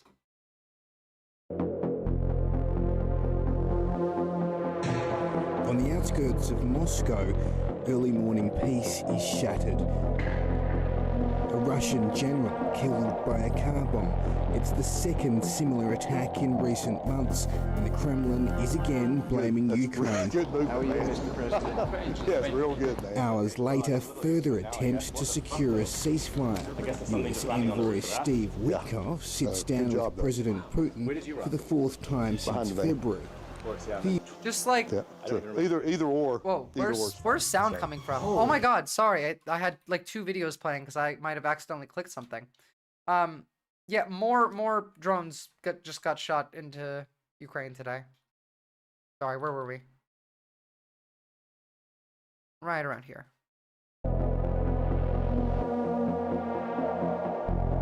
I think teal is the Antichrist. Good. That's good movement, man. Yeah, it's real good, man. Okay, well, I'm a little used to it now, I guess. What the fuck, though? I guess there's something just landing on the roof of that. Yeah. So, good job, though. Wow. Where did you run? Behind the van. Oh, of course, yeah, and then... Yeah. So either or is fine. So. Holy fuck. That's what the people live with here, man. Regularly. He's probably like, constantly, like, he's probably, like, relaxed and at ease. Just, like, all he has to worry about is not pissing off his oligarchs. Listen, I've been to war. I was in Bosnia in '97, Iraq, '04. We faced IEDs, and I'm gonna tell you guys, this is science fiction, the drone warfare. I can't imagine being an 87, 90-year-old, resident of Kherson, trying to get around, and suddenly there's a drone. We see them sometime at night. Sometime we've sat out here before and you can hear them. So, but that was a good move, man. Thanks. Proud of you, man. There we go. So, yeah, that's the sneak peek of what we're going to watch tomorrow. A lot of Russians believe that Putin isn't actually real, and there's a bunch of lookalikes they use. I wouldn't be surprised with literally, like, the amount of misinformation that goes on in Russian media. I would not be surprised at all. Cruelty, why do brain scientists don't go viral? Predators, apes, because no one cares about science. Science is woke and gay. Sorry. Science is woke and gay, and they don't believe in it. Same reason that people don't do vaccines, people don't wash their hands. Same reason why Pete Hegseth doesn't wipe his ass. This is the case for trying to stay healthy and physically able as best as possible. True, yeah. Oh, and just like to end on a little positive note, Russia's air defense is dog shit. Now, first off, I want you to know that what they're shooting at is a Russian helicopter. This is in Russia.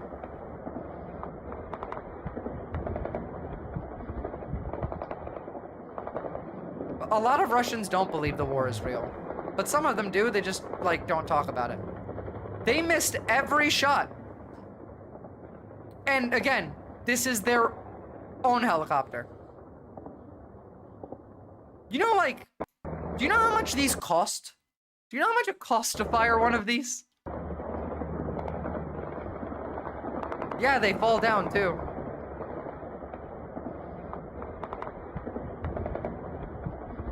Well, I mean, to be fair, Prigozhin wasn't the general, he was private military, and Ukraine's the one that's bombed like 20 of them. $20 a round? Yeah, that's like, for Russians, that's not cheap. Now, like, I'm sure they're making it, like, at home, so it's a bit cheaper because it's, based on, like, their currency and all of that, but hypernormalization, that's worth watching. Guys, like, I'm tired of having to pretend like everything's okay. And I'm tired of people acting like it's okay. We don't have America anymore. America died. The United States of America is dead. It does not exist anymore. It has been replaced by the Nazi states of America.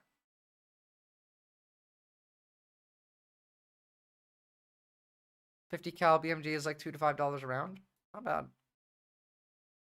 2 Masonic lodges, one made capitalism, the other communism. Okay, yeah, that's brain rot bullshit. The Masons didn't create communism, capitalism, Buddhism, and all of that. That is nonsense. I don't know where you got that from, but that's not true. One of the great and terrible things about people is how adaptable we are. That is true. Hence why I keep saying that, like, Cyberpunk feels more authentic to me when I play it, because it is kind of where we're at now, just, like, in extreme and more honest in... Just more honest, really.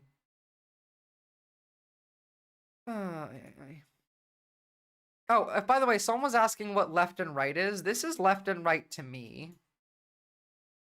As in, and to be fair, this is not an exhaustive list, but liberals are right. Democrats are just between liberals and neolibs and are basically right. Libertarians are the same, neoliberals or liberals, but also they're fascists. Fascists can be the tradcaths or the Nazis. Republicans are either tradcath, fascists, or Nazis. Progressives is where the line starts, then you get the Democratic Socialists, then you get the Social Democrats, then AOC's over here, Bernie's about over here, Socialists, Communists, which can also go all the way over to Fascists, whereas then there is Anarchists, and right over here, Libertarian Socialism. Right around on par with anarchism, although just a little bit more to the socialist side. This would be my theory of like the left and right. What about the political horseshoe theory thing? Well, it's not real necessarily, but where extreme right means extreme left? Well, so no, it doesn't work like that, because like communists, right? Here I have a line dragging it to fascist. That's what they mean, is when the Nazis go so far to the right that they start nationalizing industry. But the Nazis were never socialists. They have socialist in their name, but they were never socialists. So people say that based on that. The horseshoe theory comes from the fact that they think Nazis, instead of being all the way over here, are all the way over here. They think Nazis are here, and communism is like right there. So no, it's not a thing. Although with the anarchists, yes, because then you have the anarcho-capitalist, or you know, the ANCAPs, which are not a coherent ideology, and they are basically libertarian, but they're also like fascists. They're like, this is Milei. This is, I mean, this is our government right now. We live in an ANCAP government, essentially. Horseshoe theory doesn't actually exist. Horseshoe theory would be you go so far to Nazism that you end up at communism, but that doesn't exist. Now you can go so far into communism that you end up in fascism, which is what Stalin did, which is the closest thing we have. Didn't I have to go like 5 minutes ago? I did, actually. Sorry, guys. I love you all. Please go join the Discord. Go and drop a like on the stream. I will be back tomorrow. What was the vote tally for stream? It was normal stream tomorrow. All right, so I will see you all tomorrow then.